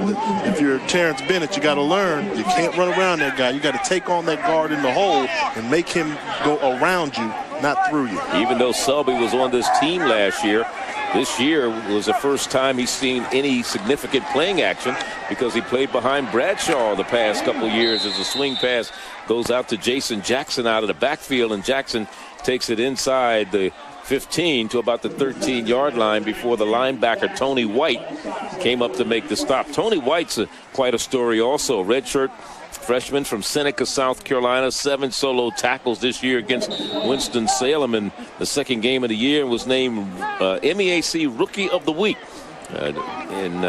against Coastal Carolina. He had 11 tackles, 4 solo in that game. It is second down after the gain of 2 and 8 yards to go, and here's the quarterback. He will not get away that time from Travis Kinlock. Kinlock out of Newberry, South Carolina, one of the best linemen on this team. Overachiever, 3rd-year starting marketing major. I mean, take a look at number 78, Derek Grimsley there, the right tackle. He just got his tail whooped on that play there. I mean, that was a no-brainer there. You see him there, he just gets bulldozed, run around, run amok, run through, run astray. Selby's got no chance there. You got to do a better job on the offensive line of protecting your quarterback, fellas. And it's second down now and long. Here's a pass, and it's caught.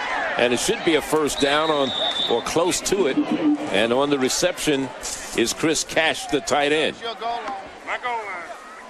And you see Selby there. He just keeps going. No matter how many times he gets hit, he doesn't have any quit up in him. And, he's starting to grow, and he still seems comfortable in there. I mean, although I would have been a little bit rattled if I was a sophomore at his age and taking all these hits, he still seems comfortable. This is his style of play. It's kind of like that sandlot football. Get open, and I'll hit you. Right at the 5-yard line, it's 4th and inches for the Bears of Morgan State. Jason Jackson, the lone setback behind Selby. The quarterback, Selby, keeps it. And Selby is in the end zone. Touchdown, Morgan State. What a on a gutsy 5-yard call. run. What a gutsy call. I mean, you're talking you need less than a yard. You call the option out there. I thought a quarterback sneak was coming, but Selby does a good job of sliding down the line of scrimmage, and he makes up his mind early that he was going to run the football there, and a good job of keeping his legs going for the touchdown run. And that is his 9th rushing touchdown this season. And he cuts the deficit to 41-13 now. And now they're going to go for the 2-point conversion.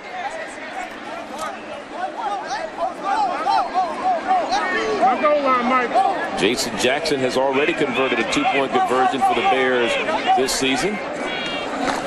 Going to the left side this time on the option, to pitch to Jason Jackson, and he walks in for 2. So the second time this year he's converted the 2-point conversion, and it's 41-15 now. So the Bulldogs give up a touchdown here on this last drive. Yeah, what helps is the quarterback is selling run all the way. I'm going to run, I'm going to run, I'm going to run. And then he decides to pitch the ball at the very last second. That half-a-second stutter helped Jackson gain leverage on the defensive back. ESPN Game Plan features 15 college football games each week. So if you can't find the big game you want this Saturday, there's a good chance it's on ESPN Game Plan. And don't miss the games you really want to see. This week's marquee games are number 1 ranked Southern Cal against California, Kansas going against 2nd ranked Texas, and 3rd ranked Miami taking on Wake Forest. It's ESPN Game Plan, available on TV and online. And to order, call your pay-per-view provider or go to ESPN.com, keyword Game Plan. So a pretty impressive drive again for the Bears of Morgan State. When they do decide they're going to do something, they do it pretty good, huh? Yeah, I mean, they can throw the football around. That's why they lead the conference in passing. And you'll see it's just the mistakes from being young that have really hurt them. The game would have been a lot closer had they not just given up an interception for a touchdown, but they come right back and respond. And that's that maturation process. They give up the interception for the touchdown. First half, they miss a field goal. They have 1 block. And, they made a couple of key mistakes. And as far as penalties are concerned in this game, Morgan State has not been penalized at all. And there's only been 3 penalties in the whole ball game, and they were both all against South Carolina State. Yeah, so this is a team, that they're trying to learn. They're getting that discipline. You like that one good thing. You talk about having something to grow on. At least you can grow on the fact that you're not On the return for South Carolina State, Darby brings it all the way out to about the 35-yard line. So South Carolina State leading by a score of 41-15.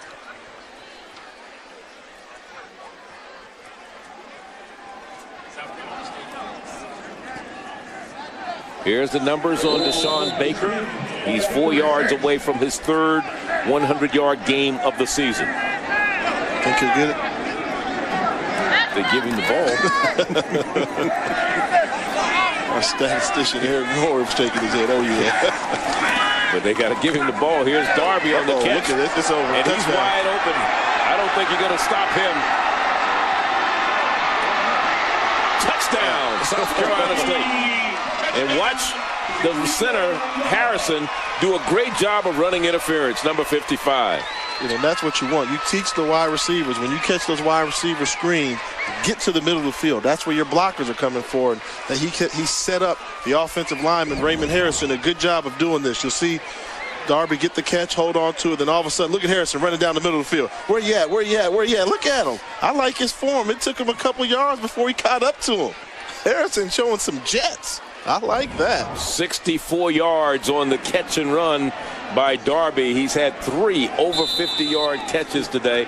This one he takes it to the house for 6. And the thing about it, you knew it was a touchdown 50 yards before it happened. He certainly that's how did. you know schematically something is going on there at Morgan State. 64-yard reception. And the kick by Grantham is good. And it's 48-15. Yeah, he's tired, boy. Look at him. He's winded, boy.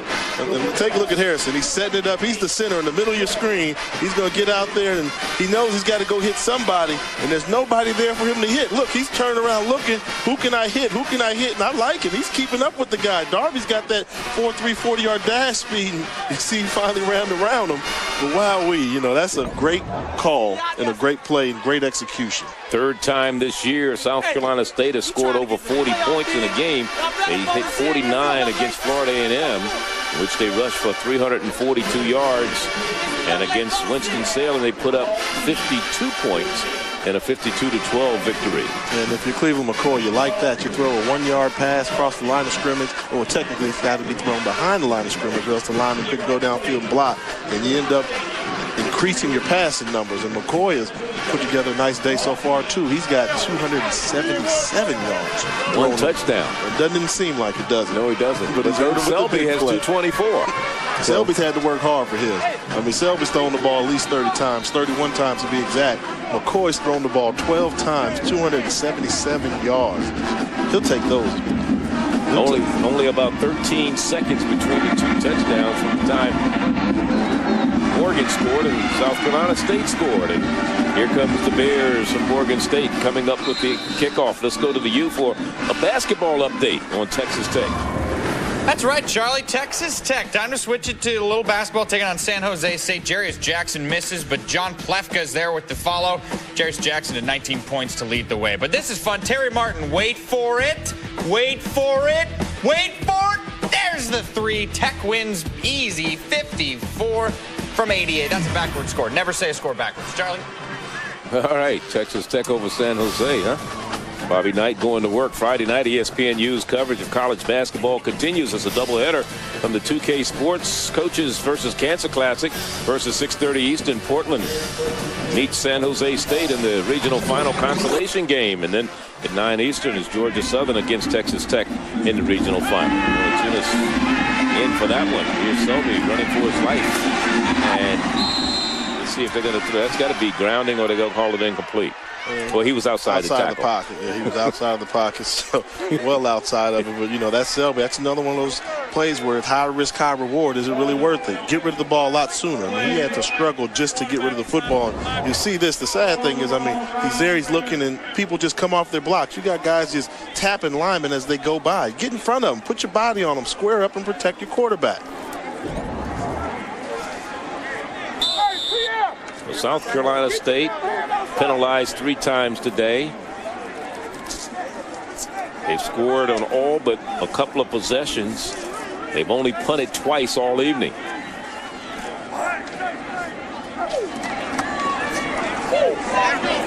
This pass is incomplete. And now again is Wilson, the intended receiver, who's been a big play receiver also, along with Kelvin Dickens tonight. 5 receptions for Jay Wilson, 63 yards, 6 receptions for Dickens. And Brian Selby has thrown the ball 32 times tonight. Darby, career high, 4 catches, 168 yards. And McCoy, 9 of 12, 277 yards. So we've seen a couple of career highs in the making here tonight. Still another game to go for the Bulldogs of South Carolina State in the regular season. Pass dropped again. Second drop tonight for Kelvin Dickens. You know, it's the second one that he's dropped that's hit him right on the number 2. I mean, this is a strike thrown by the quarterback Selby here. You know, when things are just going bad for football programs, they just continue to go downhill like that. And plays like that, what you can expect the reception, they just don't go your way. There's the total yards tonight for the 2 teams. You add those up. That comes up to 455 yards for South Carolina State. I think what we saw South Carolina State do was they hit the home run tonight. They weren't hitting doubles and singles. They were hitting home runs. Bees stepped up because he thought that the kick was going to be blocked had he not. And he gets off a pretty good punt. That one was good for 37 yards. You see the pressure come up the middle there. He does a good job. Well, I don't know. He could have got that off. I think he might have. He didn't want to take a chance. I thought, look at this. I mean, take a look. He's coming. Nobody's really coming by him. I don't know why he didn't want to kick that he saw ball. the man was his blocker was being pushed back in his lap. That's what he took But off. as a punter, you got to know somebody's going to come into your pocket there. Yeah, but you don't wait for him to land on you if you can move up and avoid it, right? And step up and avoid it. But that's what they do. Quarterbacks step up in the pocket, don't they? Yeah, right. From midfield. There goes 100 yards. And Deshaun Baker has crossed the 100-yard mark with that 11-yard run. And let's look at the big night for Rodriguez Darby. Yeah, we know that Baker's been the go-to guy in the running game, but Darby's just made people miss all night. And you see him avoid one tackle here, and then he'll take the wide receiver screen and bust it to the outside. Then it's almost going to look like the same play, but this time he's going to bust him up in the middle hard. So Darby's been the big play threat for the Bulldogs this evening. Deshaun Baker back to the line of scrimmage after the 11-yard run on the previous play. And here's the numbers on Rodriguez Darby. Talking things over with one of the defenders that's Javar Golson. Yeah, he's saying, hey, he's saying what's up to his buddy. I mean, Golson's been his friend tonight. Yeah. He's been toasting. How can you shake hands with somebody who's been toasting you for 168 yards on the evening? Yeah, but he didn't toast him. I mean, he didn't catch long passes. He was catching the little screen passes and then taking them for yards on the long passes. But on the long passes, they did a good job on him on the long passes. So he didn't really toast him. He toasted Morgan State. Here's the long pass. Charlie. You That's incomplete. They got behind him there. That was Burgess there. Along with McLeod, the two men that was downfield deep for South Carolina State. There's Burgess right there. Chris Burgess, he's a junior from Columbia, South Carolina, right down the road a little bit. Now for you've been calling South Carolina State football games for a while. It took me a while to get used to seeing 4 wide receivers on the field for South Carolina State. Yeah. For years, when Willie Jeffries was here, it was always a running type of offense. I mean, did they have a wide receiver when he was there? there? They had one. Well, Charlie Brown played here, and a lot of good receivers came out of South Carolina State. They had quarterbacks that could throw the ball, but they were mainly a running game. And I was kidding Coach Willie Jeffries. I happened to see him earlier today about how they used to call the field here sequoias. They would never cut the grass when they had to play those fast teams. But Buddy Pugh says, we don't do that anymore. We just wet it down. Yeah, because they try and be faster than everybody else too. So that's one of the things you'd be hurting your own purpose there. But the thing about it was a big change. I mean, South Carolina State for years would beat you up, especially on defense. They really beat you up. They put 7 men in the box every play, and they had great linebackers that could hit you from the guys like the Donnie Shells that played here back in the day on my generation. It was Joe Mumford, who's now a star in the Canadian Football League. And I think now this team is better equipped to go to the playoffs. If they get in the playoffs, they can really do some damage. Fair catch called for and made right at about the 8-yard line by Jay Wilson, and that's where Morgan State will go to work after a 42-yard punt. And let's talk a little bit more about why it's important for South Carolina State to make a very impressive showing here today. I mean, everybody's watching. You only got about 3 teams playing college football this evening. You're one of them. 3 different games going on. And the score, I mean, they're going to look at Morgan's a team that's ranked 109th in total defense. You got to beat them down. They expect you to put up big points on them. And they got that battle against A&T next week. But the key is when you got a team on your schedule, you're supposed to pummel. You got to pummel them and pummel them good if you want to get an invitation. And the picture could be clear this week or next as the number of tight races are going to be determined. One is in the Big Sky. That's where Montana State still has to play. Number 10 Montana State play number 3 Montana. They keep it on the ground with Jason Jackson. Elsewhere in that same story, this week's 1AA poll has 6 teams with 3 losses who are ranked ahead of South Carolina State, who's ranked number 17. 3 teams I feel are legitimate. Number 7 Appalachian State. They lost to Kansas, Furman, and LSU. They must play Western Carolina. Then you have 12th rated Northern Iowa, who lost to Iowa, Illinois State, and Missouri State. They play Southern Illinois. Then there's number 14 Western Kentucky, who lost to Auburn, Southern Illinois, and Northern Iowa. They have to play Youngstown State. That may not be a cakewalk for them either. Youngstown State's very tough, and here's a Brought down from behind as it a fumble is picked up and being run back to about the 2-yard line. They're going to say it is a turnover, and picking it up is number 96, Joseph Dixon. And it'll be the second turnover of the night for the Bears of Morgan State. You know, that's when you just can't blame on anybody. That was just a hard tackle. I mean, you had Selby trying to create something upfield. None of his wide receivers were open. And he tried to create something. He was on the wrong side of a hard tackle by the defensive line. That ball just came loose. You know, take a look here, Selby. I mean, he's looking. They're trying to block up everybody, and there's no place to go, no place to go. He decides he's going to run, and he gets collared down to the ground. Just 2 Bulldog defenders just smash him there, and the ball stays on the turf. And look at Dixon, the big fella, defensive end, picks it up in stride. And he's down and hurt. Yeah, he is. At the end of that run there, it kind of went unnatural. You know, you can tell that's what happens when defensive linemen that aren't used to breaking big runs get an opportunity for that. And at the very end of this run, I think you'll take a look and see it. So he's doing a good job. He's holding the ball in there nicely. And then right there at the end, yeah, you see it right there, just gets up underneath him, and that can happen. So again, with the impressive numbers that South Carolina State has put up this evening, they have to impress the selection committee.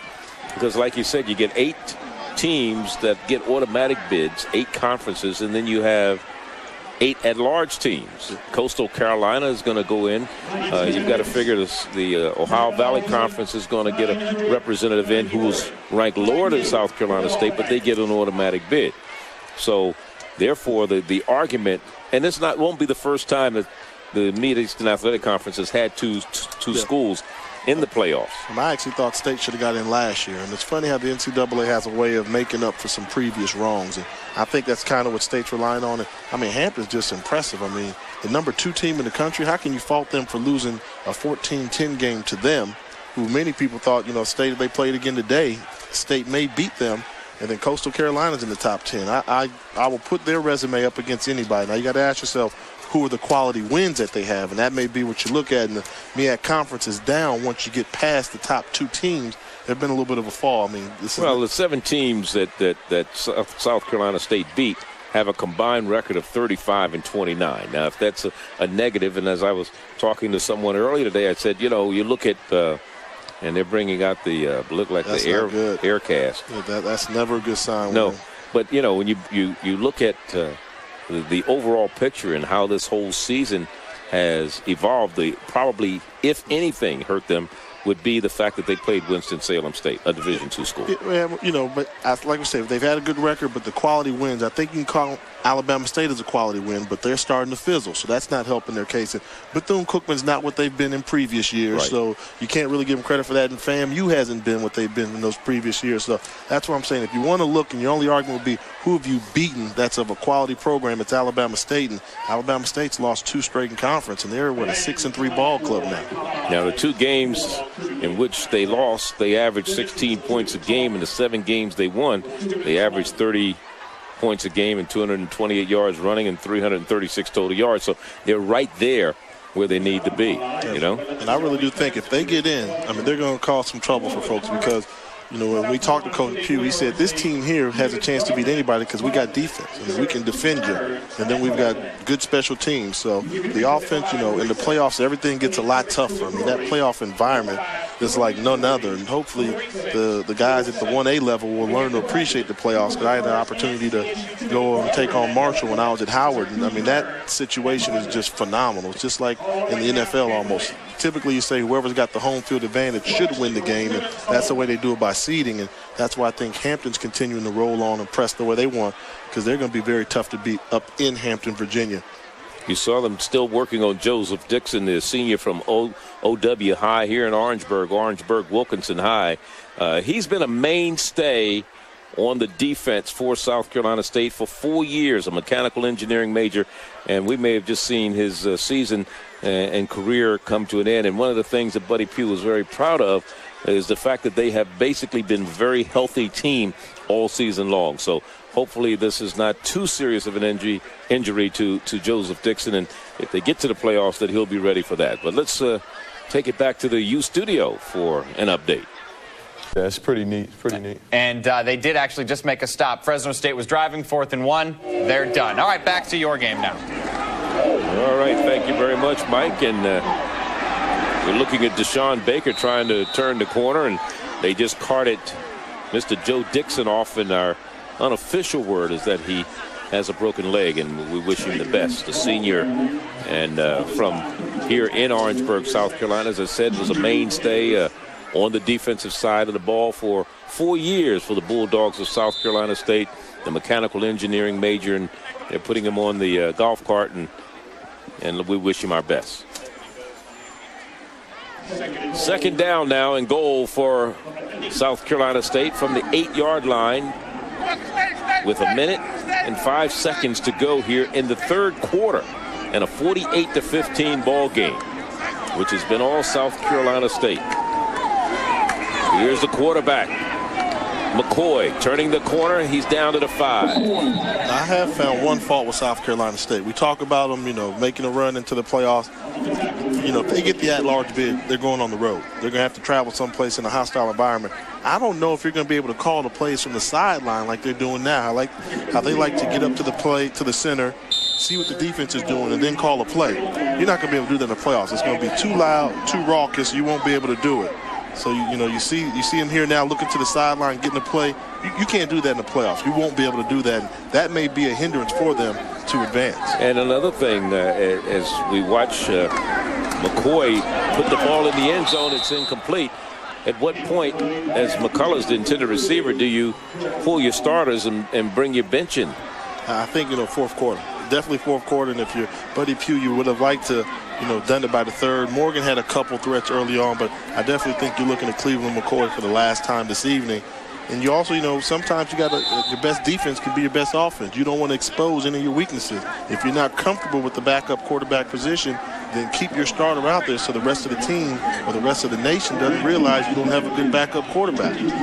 22-yard field goal attempt. And his first of the evening. 7 of 13, as long as his 47. He missed a 35-yarder against Howard. He was 1 for 2, and this one is good. Oh, man, he from 21-yard out. He kicked it. I wanted him to come up with another fake, another no-look pass. No-look pass. No, we just got to add some more points. And right now, South Carolina State has made it a 51-15 ball game on the 21-yard field goal by Grantham. Stephen Grantham, freshman. He's came into the game ranked 8th in the Mid-Eastern Athletic Conference in scoring with 54 points. So it makes it a 51-15 ball game with under a minute, under 10 seconds to go in the third quarter. 9 seconds to be exact. Look at that bling, boy. They got them extra shiny tonight. They knew ESPN was going to be in the house, didn't they, Charlie? And you're looking at the Marching 101. Very good band. And you talk about this particular stadium, and we talked about Willie Jeffries earlier. He won his first game as a head coach here at South Carolina State in 1973 against the Bears of Morgan State. 20-0 was the score. 20-0. And then went on to win many more after that. Yeah, this particular stadium that we're in was built in 1955. It's been renovated. And the last renovation was 1994. Some 8,000 seats were added, and they now seat 22,000 fans. Grantham with the kickoff. Coming down to the near side to Jones. Jones trying to get to the middle of the field. And now Jones is going to be dropped at about the 27-28 line. Morgan State gets the ball once again. They trail in this ball game by a score of 51-15. I think you got a lot of people that are playing for their starting jobs and quite possibly their scholarships for next year. One thing I know Coach Hill will look for on this team is who quit on me out there. Many of his players give up right now on them. There may be, as we used to say back in the old days, some scholarship checks will be missing.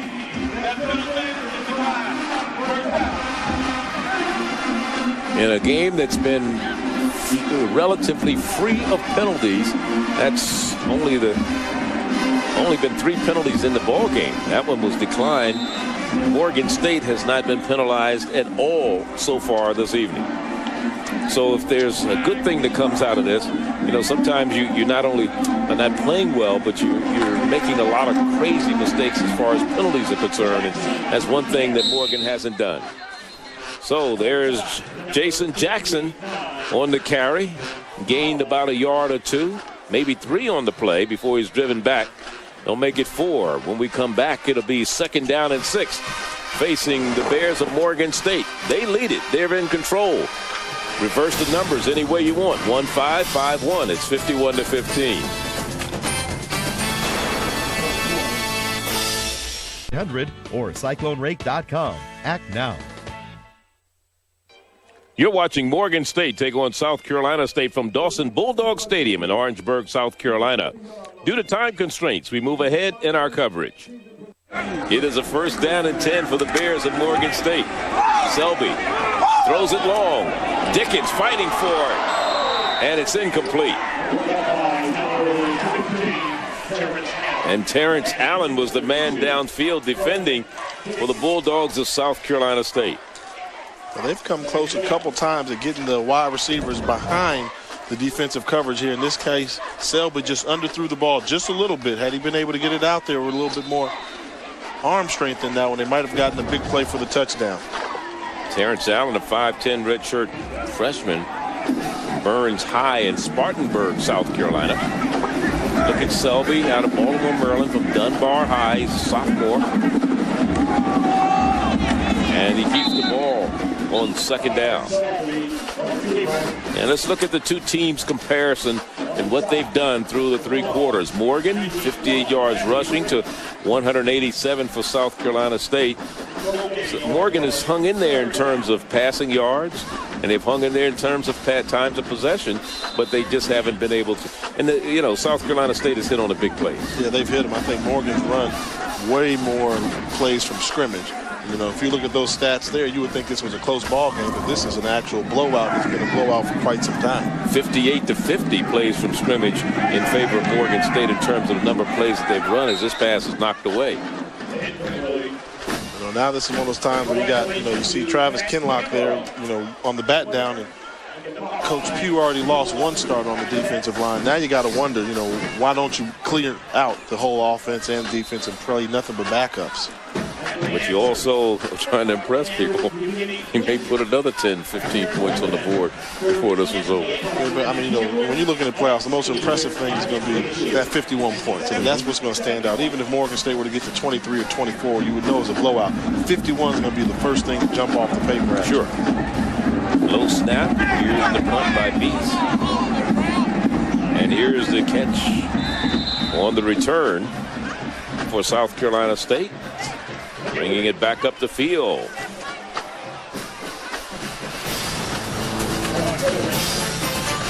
Timeout. The band. They have a lot to cheer about. Back here in Orangeburg, South Carolina, the Bulldogs of South Carolina State with a 51-15 lead have the ball 1st and 10 at their own 30-yard line. New quarterback in the lineup is Antonio Gaffney, replacing Cleveland McCoy. He's had a pretty productive evening. Gaffney hands off. Right side, so we're going to see a lot of new people coming in. JoJo McFadden, Troy McFadden out of Winsboro, South Carolina comes in. You know, you talk about time of possessions, Jay. This team from Orangeburg, South Carolina State is ranked 2nd in the conference in time of possession. Norfolk State's ranked number 1, so they hold on to the ball when they get it. They do. You know, they can drive down the field. What I like more importantly is, although they're number 1 time possession, they're number 1 in scoring too. So they really score a lot of points. That means they're making long drives down the field, not just holding on to the ball, where Norfolk State's not scoring the amount of points that South Carolina State is. No, they're not putting up the points. McFadden gets the call once again, close to the 1st down at about the 39-yard line. And here's the current time of possession in this particular game. Morgan's winning. Look at Morgan. They're winning. Hey, don't give up, Bears. You got a chance. 3 whole seconds. Hey, they got to win in something. They're winning the battle of penalties, and they're winning time of possession.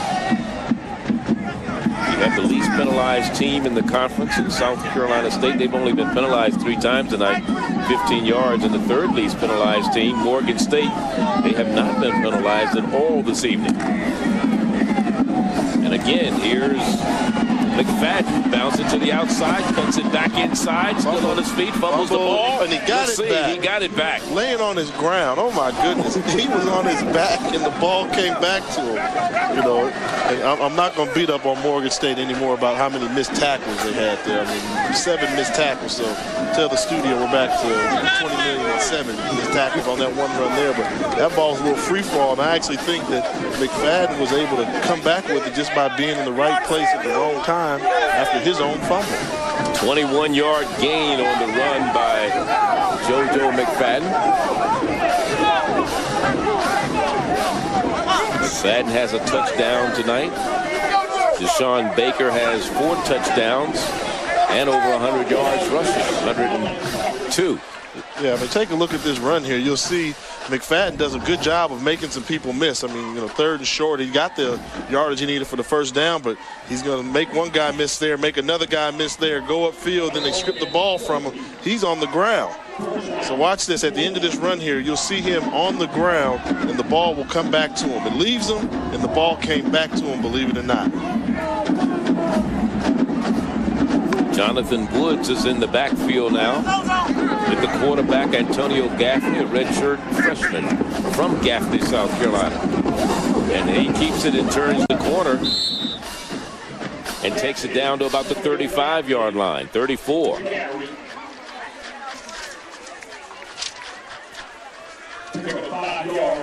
you got Gaffney there trying to avoid some folks making a miss, and, you know, showing he's the same type of quarterback, basically Cleveland McCoy. They got similar builds. He's from Gaffney High in Gaffney, South Carolina. Last name Gaffney. He owns the town, doesn't he? He must be the mayor. Bradshaw Littlejohn, the former MEAC Player of the Year for Morgan last year, was from Gaffney, South Carolina as well. Where's Gaffney? Seems like he may go down and hits in the wall. Here's the running back. Here's McFadden. He's going to score his 2nd touchdown of the evening. This comes from 34 yards out. What you're going to see is a great job of blocking by the offensive line of South Carolina State. Nigel Pearson, the backup left tackle, got what could be considered a pancake block, but the guy wouldn't go down, so he just pushed him all the way out of bounds to the sideline. Longest run of the year for McFadden. Take a look at the left side of the screen. You'll see Pearson there. He's blocking this guy all the way out to the sideline there, untouched by a human bear hand. Defender. Human hand. A human hand, a bear claw, anything. And he wasn't even running fast. I could have gotten in there. I think if we could have zoomed in there, we'd have seen him smiling as he walked into the end zone. Rantham for the point after. That was a 5-play, 70-yard drive. Most points South Carolina State has put up this season. There's a timeout on the field. 58-15 is our score. We're in the 4th quarter. 10:40, the time remaining. Live Saturday, November 19th from the MGM Grand Garden Arena in Las Vegas on DirecTV pay-per-view. Back here in Orangeburg, South Carolina. Welcome to college football primetime. The marching 101, South Carolina State leading 58-15, and what a halftime performance. Together, 'cause I got someplace to go, and I'm praying when I get there. I see everyone I know. I wanna go to heaven. I wanna go to heaven. Said I wanna go to heaven. I wanna go to heaven. Do you wanna go? That was halftime. Here, Mary Mary, the gospel award-winning Grammy group, singing with the marching 101 at halftime. What a performance by them to be here. They also sang the national anthem at the beginning of the game. Yeah, very touching performance, and you know, we've done a lot of games, and I've never seen that type of performance where the band's doing gospel music, and it was very classless done. Classless? Classy. Oh, okay. It was a very classic performance. You were trying to say that. You couldn't get it out, right? Couldn't get it. Hey, 58-15. Hey. And it's almost a full moon. I don't know who it's shining for, but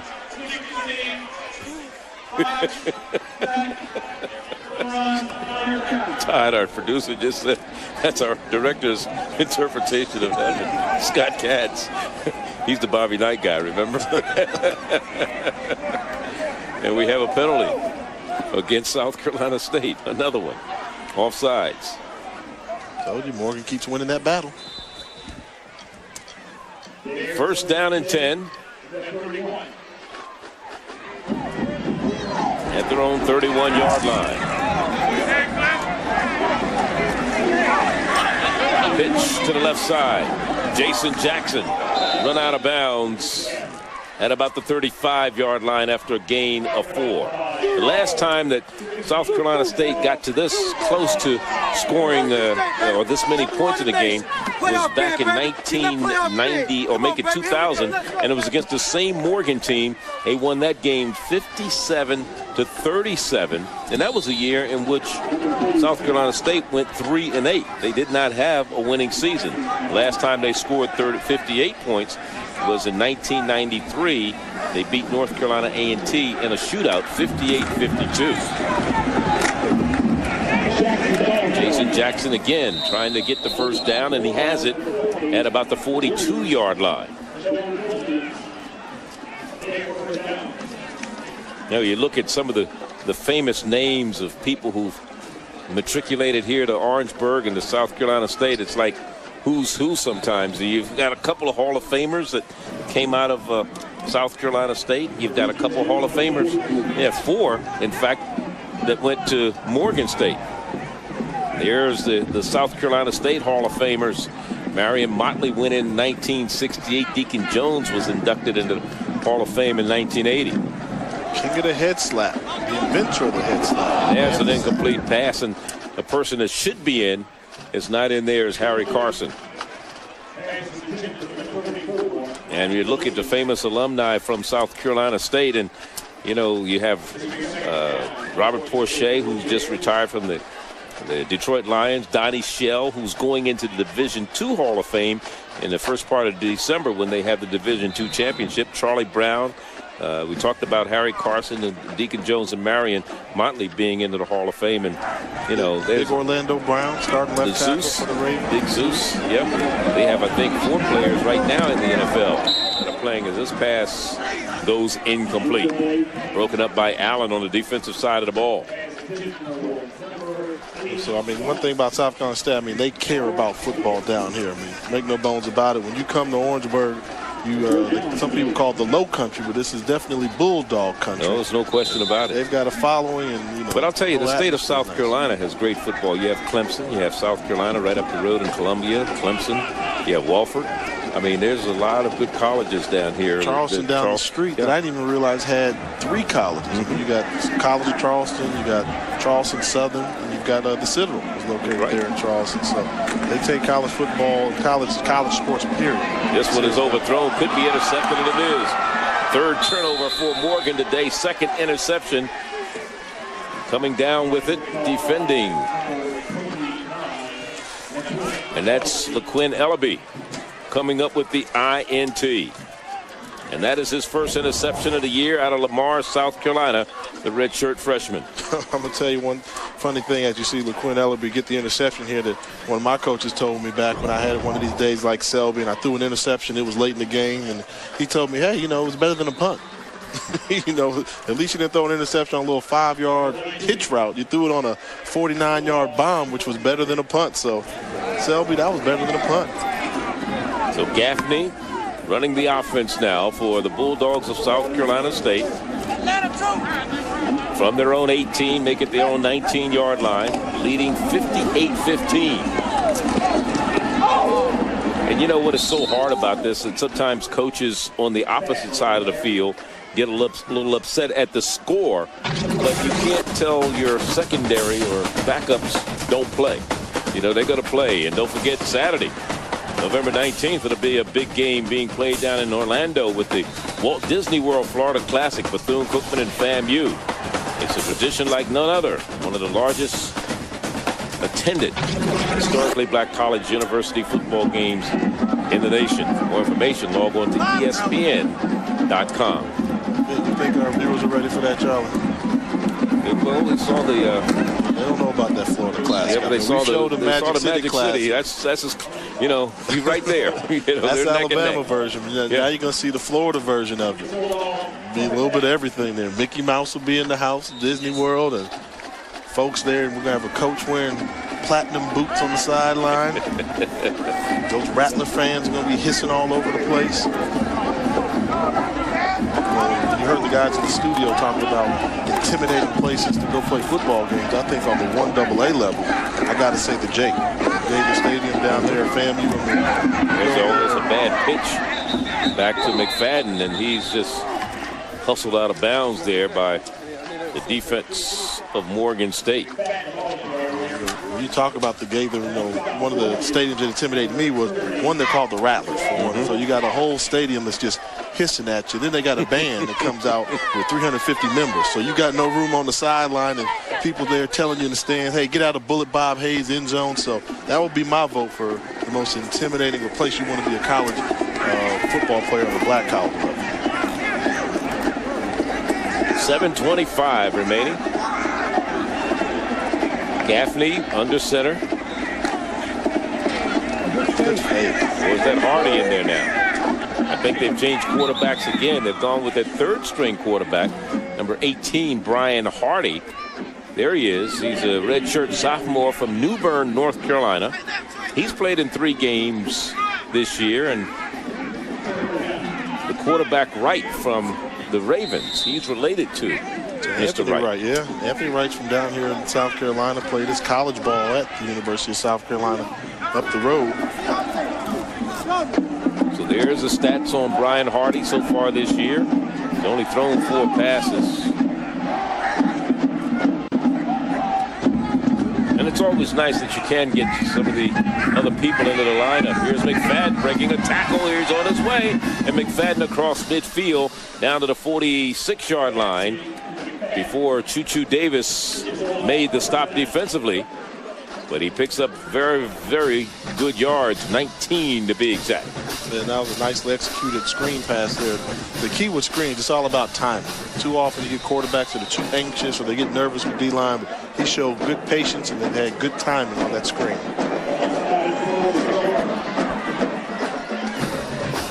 Get back.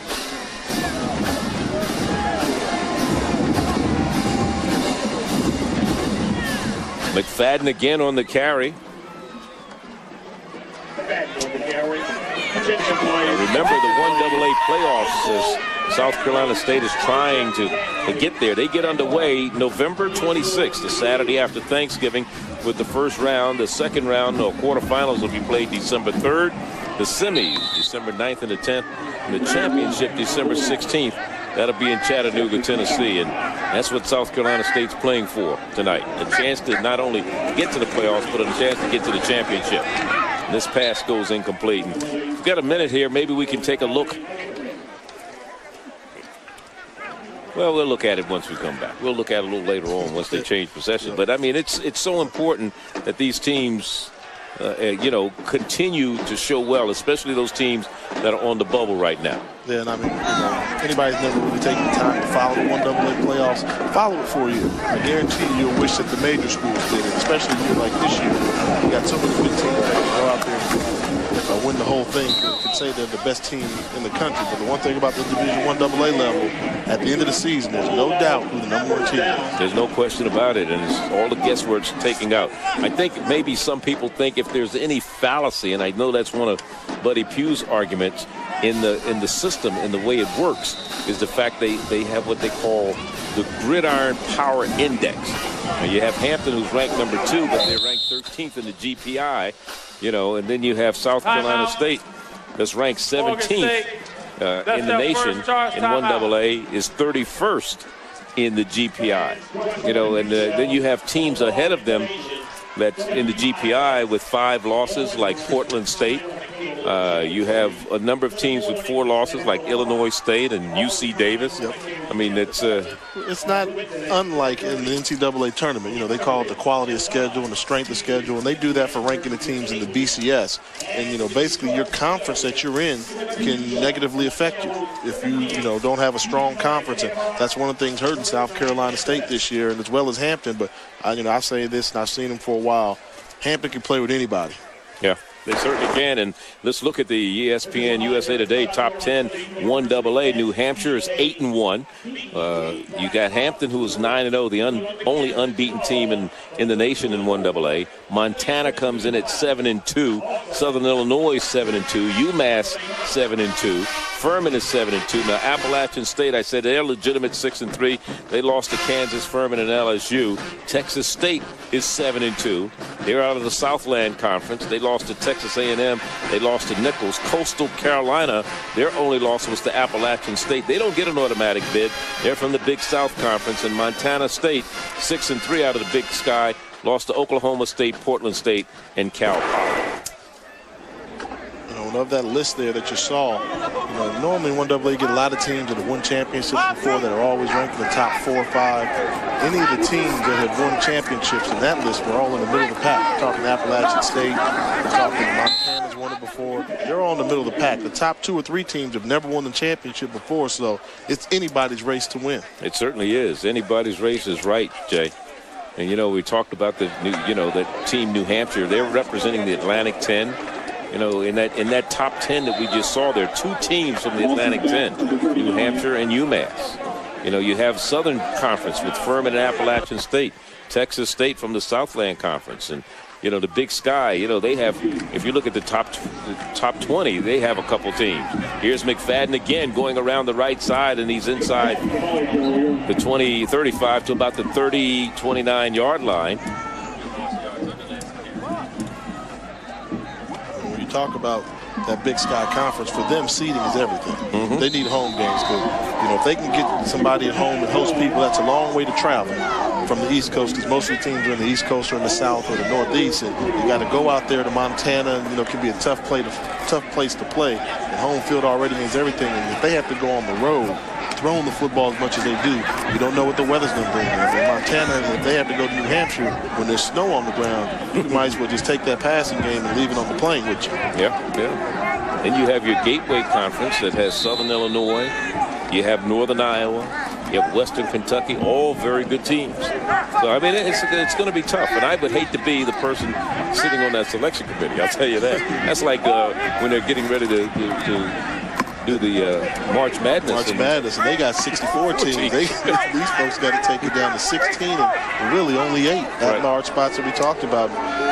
One thing that's missing from there, I always been curious about whether or not, and this is the big play up the middle here. Here's McFadden again, spinning away from people, and he's down inside the 5, will make it the 10 to about the 6-yard line, where it'll be 1st and goal. In the hit on that point here that just keeps coming up over and over again. You see McFadden running the ball here, and you wonder, is he making people miss, or are these just missed tackles? 2 missed tackles right there, and then the third guy there to finish it off, Reggie Holmes downfield.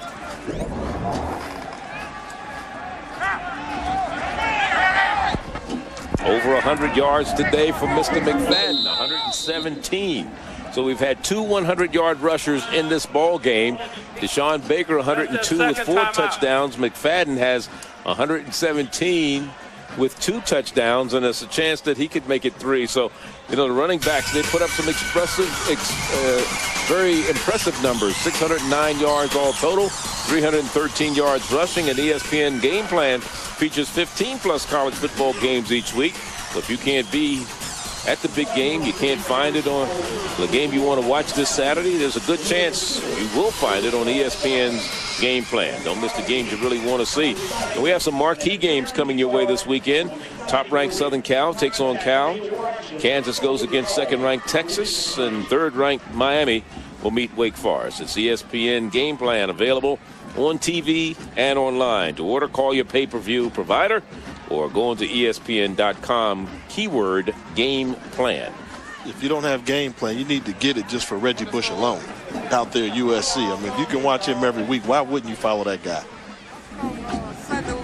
Well, you talk about Morgan State. They've had their share of Hall of Famers over the years. Roosevelt Brown, Lynn Ford, Leroy Kelly, and Willie Lanier. All Hall of Famers representing the Bears. And they have Shante Shienko, who's currently a tight end with the New York Giants, who played here just a couple of years ago. Here's the quarterback, Gaffney, keeping the ball, and Gaffney, it looks like he's in the end zone. Touchdown, South Carolina State. So Gaffney takes it in from 8 yards out. And that's what you talked about earlier in the broadcast. How can you tell your backups to go in there and not do their job? You know, they're going to be evaluated on film, too. And you feel for Coach Ely's staff over there, getting pummeled, which could be, by 50 points. But the fact is, how can you tell somebody not to run? A kid like Gaffney, doesn't have many touchdowns in his career. So, he's got to take advantage of it. A couple here tonight. Yeah. 4:04 to go. Grantham for another point.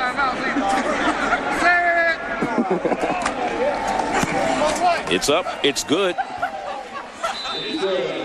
65-15. We're in the fourth quarter. Still 4 minutes to go. And here's Mr. Gaffney. He has 2 touchdowns to his credit tonight. We'll be back.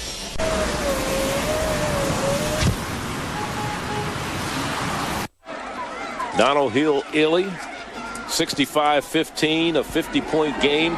Worst defeat for Morgan State since 1977 when they lost to South Carolina State 63-13. Henry Lattimore was the coach of the Bears when that happened. Their worst loss was to South Carolina State, too. Yeah, it's funny how things work out in football. Things just go around in circles sometimes. But, one thing about Coach Hill-Ely and staff, you still can't underestimate the pride he's brought back to this Morgan State program that was dormant for years. And, he'll be back. The Bears will definitely be back. They're very young. And you got to be careful because you beat somebody this bad. Like we say, the same things that make you laugh will make you cry down the road. And here's a good run by Jackson. Willie Jeffries was the coach of that 1977 team, that 63-13 victory over the Bears of Morgan State. That was before he had departed to go to Wichita State as the head coach. The first African-American head coach in Division I football.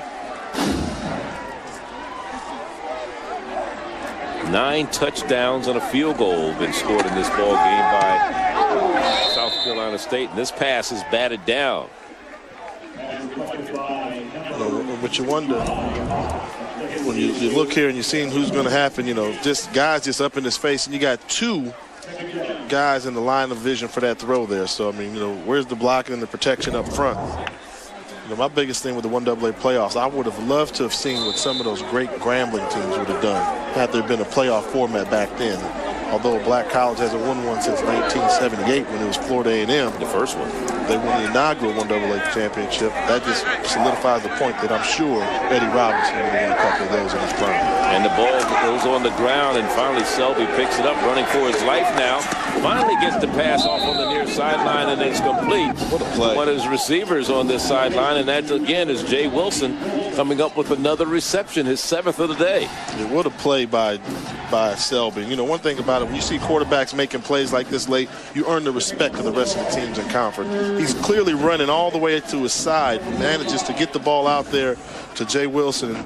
Because of the angle, we can't tell if he trapped that ball or not, but this is called earning respect through your conference. So next time they play South Carolina State, State's going to know we can hit this guy all we want, but he's not going to quit. Selby again going to the air. Chris Cash, the tight end, has the ball and is tackled immediately in front of the South Carolina State bench. This Morgan State team has won 3 MEAC titles. The most titles have been won by South Carolina State. They own the record in the conference with 11. But 3 have been won by the Bears of Morgan State. They won it in 71. They won it in 76. They won it again in 79. And again, Coach Donald Hill-Ely is looking to next year. He's in a rebuilding mode now, and he said he's going to be able to fix what he has. And the big problem they've had this year, he said, in order to win, in football, you have to be able to run the ball. That's something they haven't done well this year. And that's how you win championships. I mean, you can compete throwing the ball and getting fancy with it, but in order to compete for a championship, you got to have a running game. Dominique Henry on the return, cuts it back inside, makes a great move. There he goes, Henry across midfield, still on his feet and down inside the 30-yard line. To about the 28 goes Dominique Henry. I'm telling you, boy, he shook up some folks on that return. He certainly right did. there. I mean, there's some guys' shoes still sitting back at about the 30-yard line. It was a 39-yard punt and a 44-yard return. I mean, I'm telling you, every college football team in America has to have one of these little guys that are, in the NFL, we call them scat backs, that just has that ability in space to make everybody miss. And we saw him yesterday in practice, and they list him at 5'6". Do you believe it? No way. Your daughter's taller than him. Yeah, he's a 5'4" type of guy, you know, $115. But, you know, what's weird about little guys like that, I mean, they're always little in life. So they get on a football field, it doesn't matter if guys are 6'1", 6'7". Everybody's been bigger than them their whole life, and that's why they have so much heart and so much tenacity. That is his longest return of the year, and they're just going to kneel down and let the clock run out. That is South Carolina State. They've put 65 points up on the board so far. They've got their third-string quarterback in the lineup right now, and Brian Hardy, and they're going to get ready for the Aggies of North Carolina A&T, you know, and for the Bears of Morgan State, a struggling season for Coach Donald Hill-Ely and his squad. They'll finish the season 2-9, 1-7 in conference play. He's in his fourth year. He was the MEAC Coach of the Year in 2002 with a 7-5 record in his first year. He was an assistant at Hampton and Morgan State before becoming the head coach. He played at Virginia Union. His dad also played at Virginia Union University, so he knows what it's like to be in up-and-down programs, and I'm sure he'll get it back on track. I mean, there's no doubt about it, and everybody knows, you know, that's what happens in the coaching carousel, and that's the profession that you choose to live in. Not everybody can have the honeymoon that Coach Buddy Pugh has had here at South Carolina State, having a winning season ever since he stepped foot on the campus here. But, you know, that's the competitive instinct that all coaches have. They all want to win. And then Donald Hill-Ely beat Buddy Pugh in their first year as head coaches at their respective schools, and South Carolina State has won the last two meetings. This is the fourth time they've met. There's Rodriguez Darby. He had a big night tonight. Big catches for him. Of course, another man with a big night was Deshaun Baker, along with Troy McFadden, and of course their quarterback Cleveland McCoy, who threw for 277 yards and a touchdown. And that's going to end the action here. Your thoughts as South Carolina State gets ready for the Aggies of North Carolina A&T and hopefully getting a bid for the 1AA playoff. They looked impressive. They did what they had to do. They shut down a powerful offense and limited them to just 15 points. They played very well. I think they made a good calls for themselves to get into the playoffs. And trust me, if you're an at-large team out there, this is the one team you don't want to have to play first round of the playoffs. Well, they're going to make a strong bid to the selection committee to pick them as an at-large team. Hampton is already going to go. They just have to get by FAMU this Saturday. It should be a good one. Once again, our final score is 65-15. Tonight's game has been a presentation of ESPN, the worldwide leader in sports. For Jay Walker. Boise State fans are